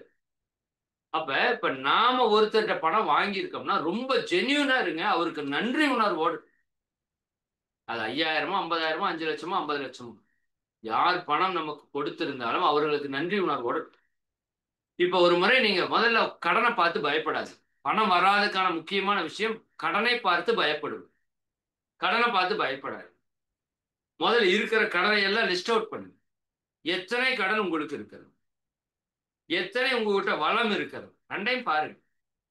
10 லட்ச ரூபா கடன் இருக்கா, பரவாயில்ல. 20 லட்ச ரூபா வளம் இருக்கா, ஓகே, டோன்ட் வரி.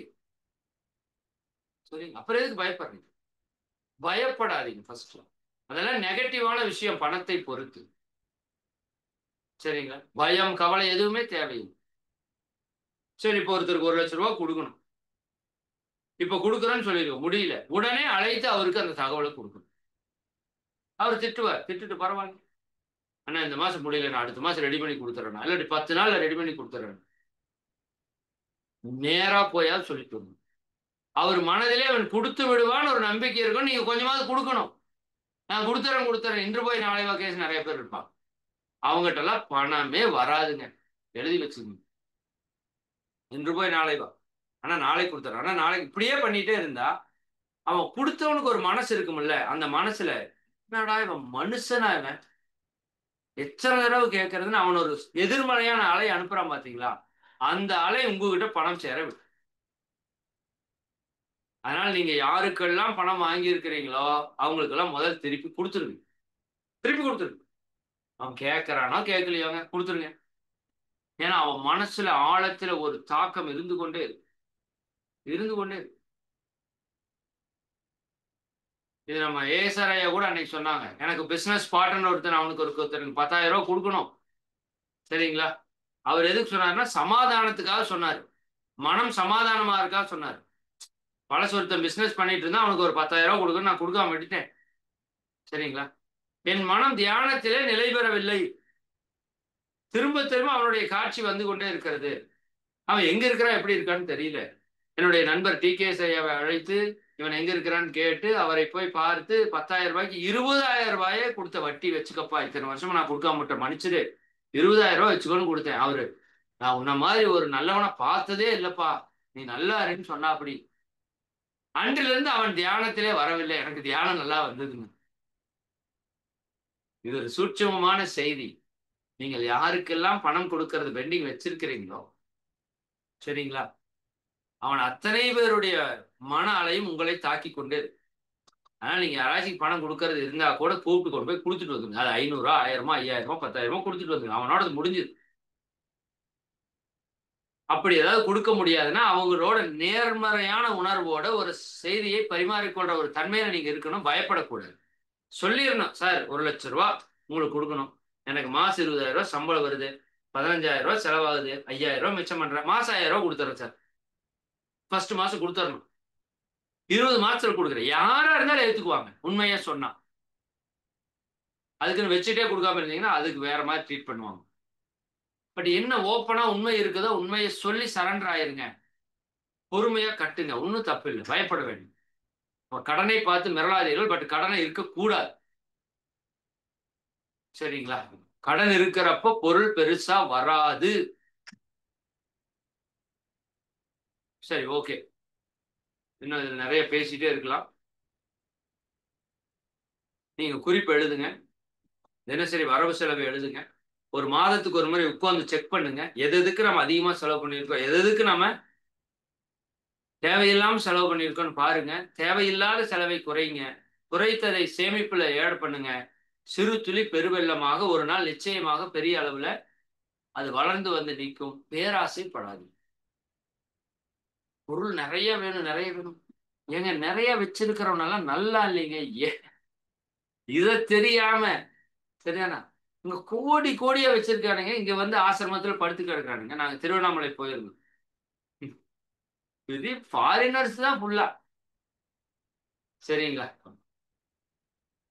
அப்ப அவனுக்கு என்ன இல்ல? பொருள் அத்தனை இருக்குங்க. அவனுக்கு என்ன இல்ல? நிம்மதி இல்லை, ஒரு மகிழ்ச்சி இல்லை, ஒரு அமைதி இல்லை, ஒரு சந்தோஷம் இல்லை. இங்க வர்றான், ரமணர் கோமணத்தை கட்டிட்டு உட்கார்ந்துருக்காரு, பாக்குறான். சரிதானா? அப்படியே பார்த்தா அப்படியே ஒரு அம்மா அப்படியே ஜம்முன்னு ஒரு ஃபாரின் லேடி இப்படி உட்கார்ந்துருக்காங்க, செல்லம் மாதிரி. அந்த அம்மாவோட பெரிய கோடீஸ்வர அம்மாவை தான் இருக்கும், எனக்கு பார்த்தா தெரிஞ்சு. அப்ப என்னன்னா, பேராசை வேண்டாம். வாழ்க்கைக்கு நிறைவா பணம். சரி, நான் இந்த ஒன்ன சொல்லி நிறைவு செய்யறேன். அடுத்த வாரம் வாய்ப்பு இருந்தா இது தொடருவோம். இதை ஃபாலோ பண்ணி இருந்தாலே போதும். நான் எப்பவுமே சொல்ற ஒண்ணுதான், நன்றி உணர்வு சொல்லிட்டேன் முதல்லயே. அது நிறைய பேசணும். பட் இருக்கிறதுக்கெல்லாம் நன்றி உணர்வோடு இருங்க, அது நல்லா வரும். போதுங்கிற மனசு இருந்தா எல்லாமே வரும். நீங்க இப்போ மனசாட்சி தொட்டு சொல்லுங்க, 291 பேர் இருக்கீங்க, பரவாயில்லையே. நீ வார வாரம் பணம் பெருக்கிற அவசியமா போட்டுருமா? சரி, சரி. உண்மையே சொல்லணும், பொய் சொல்லக்கூடாது. சரிங்களா? உண்மையை சொல்லணும், பொய் சொல்லக்கூடாது. சரிங்களா? உங்களால எவ்வளோ பெர்சன்ட் கொடுக்க முடியுமோ கொடுங்க. நான் முதல்லயே சொல்லிட்டேன். ஈகை நீங்க கொடுக்கிறது தான் திரும்பி வரும். உங்க வருமானத்திலிருந்து 1% 2% 5% 10% கூட கொடுங்க. தாராளமா கொடுங்க. நிச்சயமா திரும்பி வரும். ஆனா திரும்பி வருங்கிற எண்ணத்தோட கொடுங்க. இந்த மொத்த பணம் சமுதாயம் எனக்கு குடுத்திருக்கு. இந்த சமுதாயத்துக்கு நான் ஒரு சிறு பகுதிய குடுக்குறேன். அதான் உண்மை. இதே நீங்க சும்மா குடுக்கல. அது உங்களுக்கு திரும்பி சமுதாயம் குடுத்துரும். அதனால அந்த திரும்பி வரணும் அப்படிங்கிற விஷயத்திலயோ, அந்த விஷயத்தைலாம் நெனச்சு குடுக்காதீங்க. முடிஞ்ச வரைக்கும் குடுங்க. குடுத்து பாருங்க. அப்புறம் வரலைன்னா எனக்கு ஃபோன் பண்ணி கேளுங்க. சரிங்களா? அதுக்குன்னு எங்க குடுக்கணுமோ அங்க குடுக்கணும். அது ஒரு முக்கியம். எங்கேயாவது கொண்டு போய் குடுத்துட்டு சிக்கிட்டு அப்புறம் சீக்கி அடிக்கக்கூடாது. ஓகே. ஏதோ ஒண்ணு சொல்ல வந்தேன்ல. நிறைவா இருங்கன்னு சொன்னேன். நான் உங்ககிட்ட அதான் கேட்டேன். இப்ப இருக்கிற செல்வத்தில உண்மையா மனசாட்சி தொட்டு கரெக்ட்டா சொல்லுங்க. அது YouTubeல இருந்தாலும் சரி. நான் இப்ப எனக்கு இருக்கிற செல்வத்தில நான் நிறைவா இருக்கிறேன் சார். அப்படிங்கிறவங்க எஸ்ன்னு போடுங்க. இல்ல சார் இன்னும் கொஞ்சம் எனக்கு வீடு வேணும். இன்னும் கொஞ்சம் எனக்கு கார் வேணும். இன்னும் கொஞ்சம் எனக்கு பணம் வேணும். இன்னும் கொஞ்சம் எனக்கு பொருள் வேணும். இன்னும் கொஞ்சம் எனக்கு இடம் வேணும். இன்னும் கொஞ்சம் எனக்கு நகை வேணும். இதெல்லாம் இருந்தா தான் எனக்கு நிறைவு வரும் சார். உண்மைய போடுங்க. நான் உங்கள யாரும் இப்ப வந்து யாரும் கேள்வி கேட்க போறதில்ல. சரிங்களா? வா. நான் இருக்கிற செல்வத்துல நிறைவா இருக்கிறேன் சார். இனிமே எனக்கு வேண்டாம் சார் பணம். போதும் சார். இருக்கிறதுல நிறைவா இருக்கு. வந்தா வச்சுக்கிறேன். வரலைன்னா பரவால்ல. அத பத்தி ஒண்ணும் இல்ல. பட் இருக்கிறதுல நிறைவா இருக்கு.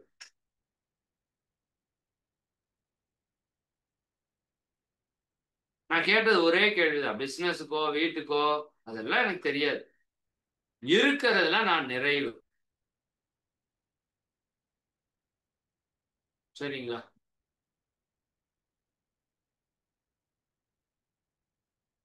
ஓகே. Yes, yes, yes. வேணும் sir. No. Yes, yes. I am happy with what I have. Good. Yes, no. Yes. இல்ல இன்னொரு பேரை போட்டு இன்னொன்னு போடுறீங்க. இறை மதன் போட்டு. நான் போடலைங்க. நான் எஸ். ஓகேவா? சரி. Yes, yes, yes, yes, yes. அப்பா! என்னங்க ஊருப்பட்ட எஸ் வருது. நோ கொஞ்சம் தான் வருது. உண்மையே சொல்ல மாட்டேங்கிறீங்களே. அப்புறம் எதுக்கு இந்த கிளாஸுக்கு வந்தீங்க? சரியா?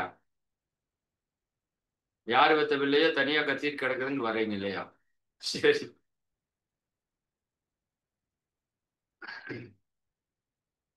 Okay, good. சரி. நிறைய பேர் எஸ் போட்டிருக்கீங்க. உண்மையாலுமே எனக்கு ரொம்ப சந்தோஷம். எஸ் போட்டவங்க யாருமே பணத்துக்காக வரல அப்படிங்கிறது நான் புரிஞ்சுக்கிறேன். இருந்தாலும் சரி தெரிஞ்சுக்குவோம். என்னன்னு பார்ப்போம். பிறருக்கு சொல்லுவோம் அப்படின்னு கூட வந்திருக்கலாம். பட் உண்மையாலுமே நீங்க நிறைவா இருந்தா உங்களை தேடி பொருள் தேவைக்கு வந்தே தேவைக்கு வந்து கோடி கோடியா வருமானம் எனக்கு சொல்ல முடியாது. புரியுதா? இன்னைக்கு வரைக்கும் எனக்கு பணம் இல்லை என்று நான் இருந்தது. கஷ்டம்னு ஒண்ணு வந்தா எங்க இருந்தோ பணம் வரும். யாரோ ஒருத்தர் பணம் கொடுக்குறாரு. யாருன்னே தெரியாத ஆளெல்லாம் கொடுத்து உதவுது. ஆச்சரியமா இருக்கு எனக்கு. ஏன்? எனக்கு போதுங்கிற தன்மை இருக்கிறதுல நிறைவு. போதும்பா. சரிங்களா? அந்த தன்மை வந்துருச்சுன்னா நல்லா புரிஞ்சுக்கோங்க. இப்ப இருக்கிறதுல உங்களால் நிறைவாக வாழ முடியவில்லை என்றால், இனி எத்தனை கிடைத்தாலும் உங்களால் நிறைவாக வாழ முடியாது. நான் அடிச்சு சொல்றேன். சரிங்களா? நிறைவு என்பது பொருள் சார்ந்தது அல்ல. நிறைவு என்பது மனம் சார்ந்தது. அகம் சார்ந்தது. அப்ப அகத்திலே நிறைவு வருமானால் பொருள் தானா வரும். குறிப்பா பெண்களுக்கு நான் சொல்றேன். பெண்கள் வந்து பொருள் சக்தி கொண்டவர். பெண்களோட மனசு எப்ப நிறைவா இருக்குதோ அங்க செல்வம் தானா வரும். தானா வரும். ஆண்களுக்கு கூட மனோ பவர் கம்மி. பெண்கள் ரொம்ப முக்கியம். பெண்களுக்கு போதும் என்ற மனம் வந்துருச்சுன்னா நிச்சயமா நான் அடிச்சு சொல்றேங்க அந்த வீட்டுல செல்வம் கொளிக்குங்க. நீங்க செக் பண்ணி பாருங்க. நான் நிறைய பேரை பாக்குறேன். பிருத்திவி ஓனர் அம்மா பூங்குடி அம்மா நான் அவங்கள பார்ப்பேன். ஒரு பெரிய நகை நட்டு இருக்காது, ஒரு பெரிய ட்ரெஸ்ஸிங் எல்லாம் பயங்கரமா ஒண்ணும் இல்லாதவனே அவனை பார்த்தாலே பணக்கார மாதிரி. அவங்க ரொம்ப ரொம்ப எளிமையா, ஆச்சரியமா இருக்கும். எப்படிடா இவங்க இருக்காங்க இருக்காங்க. அவங்க வீடு பாத்தீங்கன்னா அவ்வளவு எளிமையா இருக்கும். எப்படிடா இப்படி இருக்கிறாங்க? போதுங்கிற நிறைவு. பணம் வருது, தானா வருது, தண்ணி மாதிரி வருது. சரிங்களா? அதே மாதிரி பஞ்சபூதத்தை வீணாக்க கூடாது. பஞ்சபூதங்களை வீணடிச்சீங்கன்னா செல்வ வளம் வராது, எந்த செல்வமே வராது. அதனாலதான் இந்த நீரை வீணாக்க கூடாதுங்கிற ஒரு கான்செப்ட் எல்லாம் சொல்லியிருப்பாங்க. அதே மாதிரி மகிழ்ச்சியாக இருக்கிற இல்லத்திலே செல்வ வளம் பெறும். ஆரோக்கியமாக இருக்கிற உடலிலே, ஆரோக்கியமாக இருக்கிற மனதிலே நீங்கள் எதை நினைத்தாலும் வரும், செல்வமும் வரும். அதுக்குதான் தியானம், அதுக்குதான் தற்சோதனை, அதுக்குதான் உடற்பயிற்சி. ஆரோக்கியமான உடலிலே, ஆரோக்கியமான மனதிலே, ஆற்றல் மிக்க மனதிலே தியானம் செய்து நீங்கள் நினைத்தால் வரும். இதெல்லாம் பத்தியெல்லாம் நான் நிறைய பேசிட்டேன். எண்ணங்களை பற்றி, பாசிட்டிவ் தாட்ஸ் ரொம்ப முக்கியம். முதல் குடும்பத்துல மகிழ்ச்சி இருக்கான்னு பாருங்க. சார் பணம் இல்லாட்டி மகிழ்ச்சி இல்லையம்மா. பணம் இல்லாட்டி மகிழ்ச்சி இல்ல, மகிழ்ச்சி இல்லாததால பணம் வராது. கணவர் மனைவி ஒருவருக்கொருவர் சண்டையிட்டுக் கொண்டு, சரிதானா, தேவையற்ற வார்த்தைகளை பேசி குடும்பத்துக்குள்ள ஒரு நெகட்டிவ் வைபை கிரியேட் பண்ணா சத்தியமா செல்வம் வராது. இன்னைக்கு இருக்கிற மிகப்பெரிய பிரச்சனை, வார்த்தைகளுக்கு சக்தி இருக்காது. இந்த வார்த்தையை பயன்படுத்துறதுல கவனமா பயன்படுத்தணும். எண்ணங்கள், நேர்மறையான எண்ணங்கள் இருக்கணும். இமேஜினேஷன் டெக்னிக் எல்லாம் உங்களுக்கு நிறைய சொல்லியாச்சு, அதை பத்தி திரும்ப பேசி போர் அடிக்க விரும்பல. But one of the main technique imagination. பாசிட்டிவான சங்கல்பங்கள், நேர்மறையான சங்கல்பங்கள், நேர்மறையான விஷுவல் காட்சிகள், உணர்வுபூர்வமான பாவனையோடு கூடிய அந்த உணர்வு இருக்கணும். செல்வ வளத்தில் நம்ம சிறப்பா இருக்கிறோம். ஃபாரின் போகணுமா நினைங்க, எந்த நாட்டுல போகணும், எந்த இடத்துக்கு போகணும், அப்படியே நின்று பாருங்க, உங்க கற்பனையில பாருங்க, பாவனையில பாருங்க. நிச்சயமா ஒரு நாள் உங்களுக்கு அதை கொண்டு போய் நிறுத்தியே தீரும். சும்மாவெல்லாம் நினைக்கிறது. தி சீக்ரெட்ல விஷயமே என்ன, நீ எதை நினைக்கிறாயோ அதுவே ஆகுற. இதெல்லாம் நான் பல முறை சொன்னதுனால அது உங்களுக்கு அதிகமா சொல்லல. பட் குடும்ப மகிழ்ச்சி ரொம்ப முக்கியம். எந்த வீட்டிலே பெண் மகிழ்ச்சியாக இருக்கிறாளோ அங்க செல்வம் குவியும். அதுதான் கான்செப்ட். பெண் மகிழ்ச்சி, ஏன்னா பெண் தான் மனசக்தி, அதுதான் பொருளுக்கான ஆற்றல், அதான் பிரபஞ்சம். இப்ப பெண்கள் குறிப்பாக நீங்கள் தூய்மையாக, மகிழ்ச்சியாக, ஆரோக்கியமாக இருக்கணும். மற்றவங்களே அப்படி வச்சு, ஆண்களுக்கும் பொருந்தும் தான். பட் ஆண்களோட பங்கு இதுல ரொம்ப கம்மி. அதனால இது எல்லாத்தையுமே நீங்க என்ன பண்ணணும், இருக்கிறதா அப்படின்னு நீங்க தான் செக் பண்ணணும். சரிங்களா? Okay, good. போதும், காலம் கருதி நிறைவு செய்வோம். அப்போ சொன்ன விஷயம் உங்களுக்கு எல்லாம் நிச்சயமா பயன்பட்டிருக்குன்னு நினைக்கிறேன். சொந்த வீடு இருக்கலாம்னு உங்களுக்கு ஆசை இருக்கலாம். ஒருத்தங்க போட்டிருக்காங்க, நமக்கு சொந்த வீடு இருக்கணும்னு எனக்கு ஆசை இருக்கக்கூடாதா? நிச்சயமா இருக்கலாம். பட் இருக்கிற வாடகை வீட்டுல நீங்க சந்தோஷமா இருக்கிறீங்களா? அதுதான் கான்செப்ட். வாடகை வீட்டுல நீங்க சந்தோஷமா இருந்தா உங்களுக்கு சொந்த வீடு தானா வரும். சரிங்களா? ஓட்டுற டூ வீலர்ல நீங்க மகிழ்ச்சியா பயணித்தா போர் வீலர் உங்களை தேடி வரும். செய்யற தொழிலை சந்தோஷமா செஞ்சா தொழில் உங்களை உயர்த்தும். ஆமா, நிச்சயமா உயர்த்தும். அது ரொம்ப முக்கியமான கான்செப்டுங்க. நான் சொல்லாம விட்டணும். இந்த தொழில் இருக்கு பாருங்க, தொழிலுக்கு ஒரு மதிப்பு கொடுக்கணும். முதல்ல அந்த தொழில் யாருக்கும் துன்பம் கொடுக்காம இருக்கணும், அது ரொம்ப முக்கியம். அப்படி துன்பம் கொடுத்து நீங்க தொழிலை செஞ்சா அதுல பொருள் வந்துச்சுன்னா பொருள் உங்களுக்கு துன்பத்தை கொடுக்காமல் போகாது. கான்செப்ட். அப்ப செய்யற தொழில் பிறருக்கு துன்பம் கொடுக்காத தொழிலா இருக்கணும். அந்த தொழிலை எப்படி செய்யணும், எப்படி செய்யணும்? இறைவனுக்கான ஒரு அர்ப்பணமாக செய்ய வேண்டும். பூஜை போல செய்ய வேண்டும். செய்யும் தொழிலே தெய்வம். நான் இத்தனை சொன்ன பொருள் வர்றதுக்கான வழி வேலை தானுங்க, தொழில் தானே, பணி தானே. அப்ப அந்த வேலை தானே எனக்கு பணத்தை கொடுக்கிறது, பொருளை கொடுக்கிறது, அந்தஸ்தை கொடுக்கிறது, ஒரு மரியாதையை கொடுக்கிறது, என் வாழ்க்கை வளத்தை கொடுக்கிறது. அந்த தொழிலை நாம் எவ்வளவு பேர் கடவுள் போல மதித்து செய்கிறோம். சிந்தனை எடுத்துக்கோங்க. அது கோவில வெளியில போய் கடலைய செய்யறது மட்டும் இல்ல, வீட்டுல செய்யற ஒவ்வொன்றுமே தொழில கூட சேர்ந்தது தானே. எத்தனை பெண்கள் ஒரு இறைவனுக்கு அர்ப்பணமாக சமைக்கிறீர்கள் எப்பொழுதுமே சமைக்கும் போது. எத்தனை பேர் நம்ம தொழில் செய்யறப்ப அந்த தொழில் மேல பக்தியோட ஒரு நன்றி உணர்வோட செய்யறோம் பாருங்க. நம்மகிட்ட பொருள் வராதுக்கு மிக முக்கியமான காரணமாக உலக அளவில் ஆராய்ச்சி செய்யப்பட்ட விஷயத்துல தொழில் மேல் நமக்கு பக்தி கிடையாது. தொழிலை நேர்மையாக, தூய்மையாக, சுத்தமாக, மகிழ்ச்சியாக, விருப்பத்தோடு செய்வது ரொம்ப ரொம்ப குறைவு. தொழில் மேல் புலம்பிக் கொண்டு எதிர்மறையான விஷயத்தை கொடுத்து கொண்டு என்னை ஏமாற்றுகிறது என்று கம்ப்ளைண்ட் பண்ணிட்டு அந்த தொழிலையே குறை பேசிட்டு எப்படி இருக்கு பாருங்க. அதுதான் சோறு போட்டுருக்கு. அதுக்கு ஒரு நன்றி உணர்வு வேண்டாம், அதை சரியா பண்ண வேண்டாம். யோசித்து பாருங்க. அந்த தொழில் இல்லாட்டி நமக்கு எப்படி இருக்கும் வாழ்க்கை? தொழில் இல்லைன்னா பணம் இல்லை, பணம் இல்லாட்டி சோறு இல்லை, சோறு இல்லைன்னா துணியும் இல்லை, இருக்க இடம் இல்லை. எனக்கு தொழில் இல்லைன்னு வச்சுங்க, என்ன என்னன்னு சொல்லுவீங்க? ஒரு பொண்ணு பார்க்க போறீங்க, உங்களுக்கு வேலை இல்லைன்னு பொண்ணு கொடுத்துருவாங்களா? முதல் கேள்வி என்ன? மாப்பிள்ளை எங்க வேலை செய்யுது? ரெண்டாவது கேள்வி என்ன? எவ்வளவு சம்பாதிக்கிறது? அப்புறம் தான் அடுத்த கேள்வியே, என்ன படிச்சிருக்கிறாரு, நல்ல பழக்க வழக்கம் கெட்ட பழக்க வழக்கம் இருக்கா, அதுதான் ரெண்டாவது. முதல் வேலை என்ன? என்ன வேலை செய்ய? அதை விட ரொம்ப முக்கியம் எவ்வளவு சம்பாதிக்கிறது, என்னவோ செஞ்சுட்டு போற அப்படிங்கிற மாதிரி ஆயிப்போச்சு.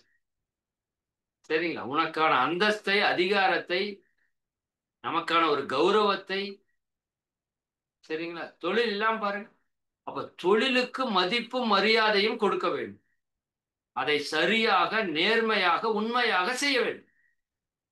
நிறைய பேர் சொல்றாங்க பொய் பேசினாதான் ஜெயிக்க முடியும். சத்தியமா கிடையாது, சத்தியமாக கிடையாது. அது இறைவனுக்கு புறம்பான ஒரு செயல்.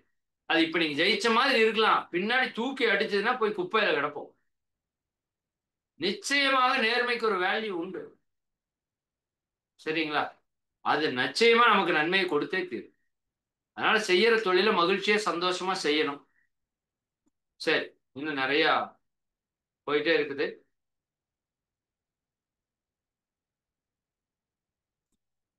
சரி, மிக்க மகிழ்ச்சி. அனைவருக்கும் நன்றி. மீண்டும் இன்னொரு சந்தர்ப்பத்தில் இதை பத்தி இன்னும் ஏதாவது சிந்தனை தேவைன்னா பண்ணலாம். சொன்ன விஷயத்த செய்யணும், அதுதான் முக்கியம். சொல்லுதல் யாருக்கும் எளியவாம், அரியது சொல்லிய வண்ணம் செயல். சரிங்களா? எனக்கு அப்படியே நானும் இதே ஒழுக்கமா செஞ்சா எனக்கும் நிறைய பொருள் வேணும். பட் எனக்கு நிறைவா இருக்கிறேன், அதனால பெரிய அளவில் அதுக்கு முயற்சி எடுத்து பண்ணணுங்கிறது தோணலை. தோணுனா பார்ப்போம். சரிங்களா? நிறைவா இருக்கிறோம், மகிழ்ச்சியா இருக்கிறோம், நிறைவா இருங்க. அதுதான் உங்களுக்கு தேவையான எல்லாவற்றையும் கொடுக்கும் என்று கூறி, அருட்பேராற்றல் கருணையினால் நீங்களும் உங்கள் அன்பு குடும்ப உறுப்பினர்கள் அனைவரும் உடல் நலம், நீலாயுள், நிறை செல்வம், உயர்ப்புகள், விஞ்ஞானம் ஓங்கி இறை உணர்வு, அறநெறி, கல்வி, தனம், தானியம், இளமை, வலிவு, துணிவு, நன்மக்கட்பேர், அறிவுயர்ந்தோர் நட்பு, அன்புடைமை, அகத்தவம், அழகு, புகழ், மனித மதிப்புணர்ந்து ஒழுகும் பண்பு, பொறுமை எனும் பேறு 16 பெற்று பெருவாழ்வு வாழ்க. வாழ்க வளம், வாழ்க வளம், வாழ்க வளம். ஓகே, மிக்க மகிழ்ச்சி. ரொம்ப ரொம்ப சந்தோஷம். நிறைய பேர் கேட்டிருக்கீங்க. இந்த வீடியோ நாளைக்கு யூடியூப்ல வந்துடும். உங்களுக்கு தெரிஞ்சவங்க எல்லாத்துக்கும் அனுப்பிச்சு விடுங்க. சரிதானா? இறை உணர்வு பெரும் ரகசியம்னா எத்தனை பேர் பார்ப்பாங்கன்னு எனக்கு தெரியல. ஆனா பணம் பெருக்கும் ரகசியம் கொஞ்சம் நிறைய பேர் பார்க்கறதுக்கு வாய்ப்பு இருக்கு. இதுல ஏதோ 1-2 டெக்னிக்கை பயன்படுத்தினாலே நல்ல மாற்றம் அவங்களுக்குள்ள வந்துடும். நிச்சயமா பயன்படுத்திக் கொள்ளும். ஓகேங்களா? ஓகே, அனைவருக்கும் நன்றி. Thank you, thank you. வாழ்க வளமுடன். வருகின்ற 8, 9, 10 தேதிகள்ல நம்ம ஆனந்த யோக நிலையத்துல 3 நாள் நேரடி வகுப்பு நடத்துறதுக்கு திட்டமிட்டிருக்கிறோம். அடிப்படை பயிற்சி, உடற்பயிற்சி, காயகல்பம், தியானம், அதுல பஞ்சபூத நவர்தவம் இதெல்லாமே சொல்லிக் கொடுக்கப்படும். நிச்சயமா நேரடியான குண்டலினி யோக தீட்சை, இதுக்கெல்லாம் உங்களுக்கு வாட்ஸ்அப்ல செய்திகள் வந்திருக்கும். இப்ப என்ன ஒரு பெரிய பிளஸ்னா இந்த முறை ஆன்லைன்ல அந்த பயிற்சியை நடத்தலாம்னு திட்டமிட்டு இருக்கிறோம். இது வரைக்கும் ஆன்லைன்ல நடத்தினது இல்லை இந்த 3 நாள் நேரடி வகுப்பு. இப்போ ஆன்லைன்லயே நடத்துறதுக்கு திட்டமிட்டு இருக்கிறோம். அதனால நீங்க ஆன்லைன்ல சேர்றவங்களா விருப்பம் இருந்தாலும் சேரலாம். அதற்கான போஸ்டர்ஸ் உங்களுக்கு அனுப்புறோம். அதையும் நீங்களும் வாய்ப்பு இருக்கிறவங்க வாங்க. இன்னும் உங்களுக்கு தெரிஞ்சவங்க எல்லாத்துக்கும் தயவு செஞ்சு பகிருங்க. இது ஒரு மிகப்பெரிய ஈகை. இது ஒரு மிகப்பெரிய ஈகை. நல்ல விஷயத்தை எல்லாத்துக்கும் பகிருங்க. சரிங்களா? அதன் மூலமாக பலருக்கு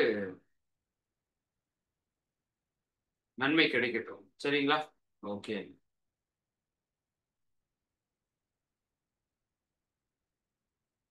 ஓகே அம்மா, நிறைவு பண்ணிக்கலாம். மகிழ்ச்சி.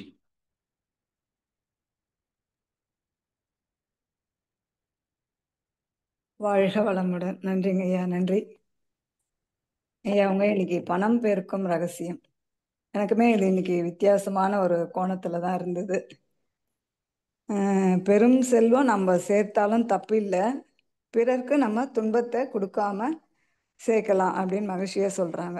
அப்ப அறம் நின்று வாழ்ந்து பொருள் ஈட்டணும், அந்த பொருளுக்கு மதிப்பு மரியாதை தரணும். இன்னைக்கு அந்த பணத்துக்கு நாம் அங்கே இங்கே போட்டு வைக்கிறது, கடைக்கு போனால் இங்கே ஒரு 10 ரூபா, அங்கே ஒரு 5 ரூபா, அப்படியே அங்கங்கே வீடு ஃபுல்லாக எங்கே நினைக்கிறோமோ அங்கே போட்டு வைப்போம். அப்போ அந்த பணத்துக்கு நாம் மதிப்பு மரியாதை தரணும். ஐயாவங்க எனக்கு ஒரு 10-15 விஷயங்களை நமக்கு கடைபிடிக்க சொல்லியிருக்காங்க.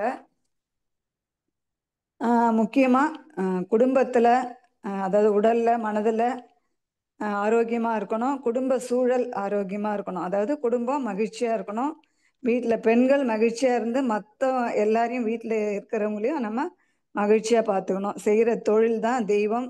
அப்போ அந்த தொழிலை நிறைவாக செய்யணும், பிறருக்கு துன்பம் கொடுக்காமல் அந்த தொழிலை செய்யணும், நிறைவாக இருக்கணும், போதும் என்ற மனம். இப்போ இதெல்லாம் நம்ம கடைபிடித்து ஐயா சொன்ன அந்த கிட்டத்தட்ட ஒரு 15 பாயிண்ட்டுக்கு மேலேயும் கொடுத்துருக்குறாங்க, 20 பாயிண்ட் கிட்ட கொடுத்துருக்காங்க.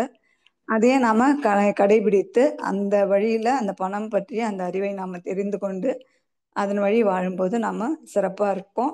இந்த பொருளை பெருக்குவதால் மட்டும் மகிழ்ச்சி வருமானா, மகிழ்ச்சி அது பொருளை பெருக்கி மகிழ்ச்சிக்காக அல்ல, நம்ம வாழ்க்கை வசதிக்காக, நம்ம வசதியாக வாழ்ந்து நம்ம நிறைவாக வாழ்ந்து செல்ல வேண்டிய இடத்துக்கு செல்வதற்காக நமக்கு அருளுக்கு செல்ல பொருள் வேண்டும். அந்த வகையில் ஐயா இன்னைக்கு மிக சிறப்பான ஒரு சிந்தனை விளக்கம் கொடுத்துருக்குறாங்க. ஐயா அவங்களே நாம் துரிய நிலையில் நின்று வாழ்த்தி மகிழலாம். சிறப்பான சிந்தனை விளக்கம் அளித்த இறையாசிரியர் இறை மதன் ஐயா அவர்கள் வாழ்க வளமுடன். இறை ஆசிரியர் இறை மதன் ஐயா அவர்கள் வாழ்க வளமுடன். ஐயா அவர்களும் அவர்களது அன்பு குடும்ப உறுப்பினர்கள் அனைவரும் அருட்பேராற்றல் கருணையினால் உடல் நலம், நீலாயுள், நிறை செல்வம், உயர் புகழ், மெய்ஞானம் ஓங்கி வாழ்க வளமுடன், வாழ்க வளமுடன், வாழ்க வளமுடன். கலைச்செல்வியம்மா. வாழ்க வையகம், வாழ்க வையகம், வாழ்க வளமுடன். குரு வாழ்க, குருவே துணை. சில முக்கிய அறிவிப்புகள். அடுத்த நிகழ்வாக 8:30 மணிக்கு இறையாசிரியர் இறை மதன் ஐயாவின் தற்சோதனை நிகழ்வு நடைபெற உள்ளது. நாளை அதிகாலை 4:30 மணி முதல் அனைத்து நிகழ்வுகளும் மிக சிறப்பாக நடைபெறும். சித்தர் குழு நிகழ்வுகளும் மிக சிறப்பாக நடைபெறுகிறது. வாழ்க வளமுடன். அனைத்து நிகழ்வுகளிலும் அனைவரும் கலந்து கொண்டு ஆன்ம தூய்மை பெறுவோம். நன்றி. வாழ்க வளமுடன். அம்மா, கேள்வி பதில் நிகழ்ச்சி. அம்மா அம்மா ஹேண்ட் ரைஸ் பண்ணியிருந்தா கேளுங்க, இல்லைன்னா விட்டுடலாம். வாழ்க வளமுடன். அம்மா கேள்வி பதில் யாரும் ஹேண்ட் ரைஸ் பண்ணல, நீங்க அடுத்த நிகழ்ச்சி பண்ணிருக்காங்கம்மா 2 பேர். ஆமா, எல்லாருமே பாடலுக்கு தான் பண்ணிருக்காங்க. மகதி பாப்பா பாடலுக்கு தான், உமா கோபி அம்மா அவங்க பொண்ணு இவ ஷமிக்தா அவங்களும் பாடல் தான். பிரேம் அம்மான்றவங்க நீங்க அம்மா நீங்க எதுக்காக ஹேண்ட்ரைஸ் பண்ணிக்கிறீங்கம்மா? அவங்களுக்கு அன்மியூட் கொடுத்துருக்கேன். இல்ல தெரியாம என் பையன் பக்கத்துல இருந்து பாத்துருந்தா படக்குன்னு அமுக்கி விட்டுட்டா, சாரி மன்னிச்சிருங்க. ஓகேம்மா, ஓகேம்மா, பரவாயில்லம்மா. ஓகே நன்றி. ஓகேங்கம்மா, நன்றிங்க. ஓகே.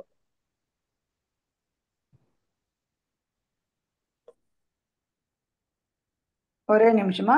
கோபிநாத் ஐயா.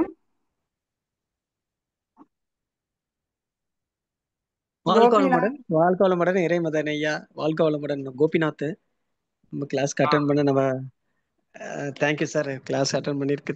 தேங்க்யூ. இப்போ இந்த கிளாஸ் இப்போ அட்டன் பண்ண ரொம்ப யூஸ்ஃபுல்லாக இருந்தது. வாங்கியிருக்க கடன்லாம் சீக்கிரம் கொண்டு போய் நாங்கள் மனப்பூர்வமாக கட்டிடுறேங்க சீக்கிரமாக.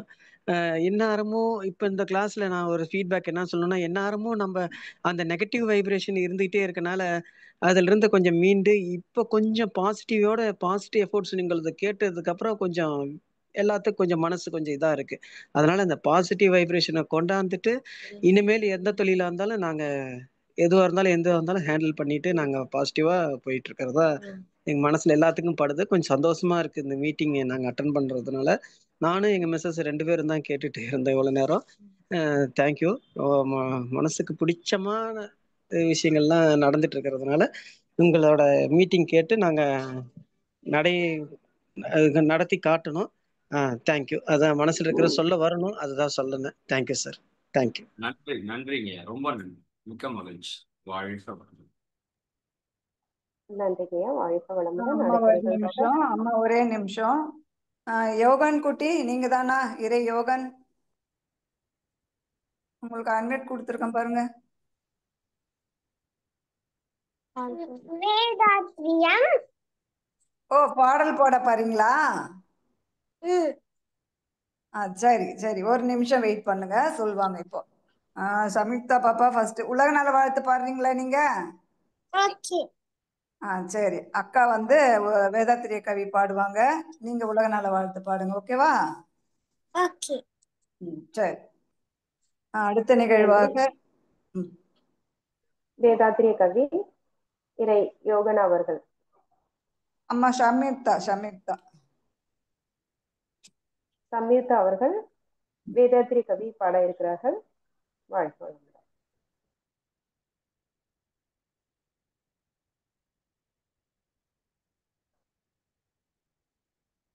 பாடுங்கப்பா. சம்யுக்தா அன்மியூட் கொடுத்தீங்களாம்மா? ஆமாங்கம்மா. அன்மியூட் கொடுத்தீங்களா? சம்யுக்தாம்மா அன்மியூட் கொடுத்துருக்கேன் பாருங்க. வாழ்க வளமுடன்மா. வாழ்க வையகம், வாழ்க வையகம், வாழ்க வளமுடன். வேதாத்திரியம். போரில்லா நல்லுலகம், பொறுதுறையில் சமநீதி, நேர்மையான நீதி முறை, நில உலகு போராட்சி, சீர் செய்த பண்பாடு, சிந்தனையோர் வழிவாழ்வு, சிறப்புணர்ந்த பெண்மதிப்பு, தெய்வ நீதி வழிவாழ்தல், தேர் திருவிழா தவிர்த்தல், சிறுவர்கட்கே விளையாட்டு, செயல் விளைவு உணர்கல்வி, சீர்காந்த நிலை விளக்கம், பாழ் முழுதும் உணவு நீர் பொதுவாக்கல், பல மதங்கள் பல கடவுள், பழக்கமொழித்து உண்மை ஒன்றை தேர்ந்தெடுதல், பல மதங்கள் பல கடவுள், பழக்கமொழித்து உண்மை ஒன்றை தேர்ந்தெடுதல், உண்மை ஒன்றை தேர்ந்தெடுதல். நன்றிங்கம்மா. வாழ்க வளமுடன். நன்றிங்கம்மா. வாழ்க வளமுடன். அதனைத் தொடர்ந்து உலக நல வாழ்த்து பாடவிருப்பவர் இறை யோகன் அவர்கள். வாழ்க வளமுடன்.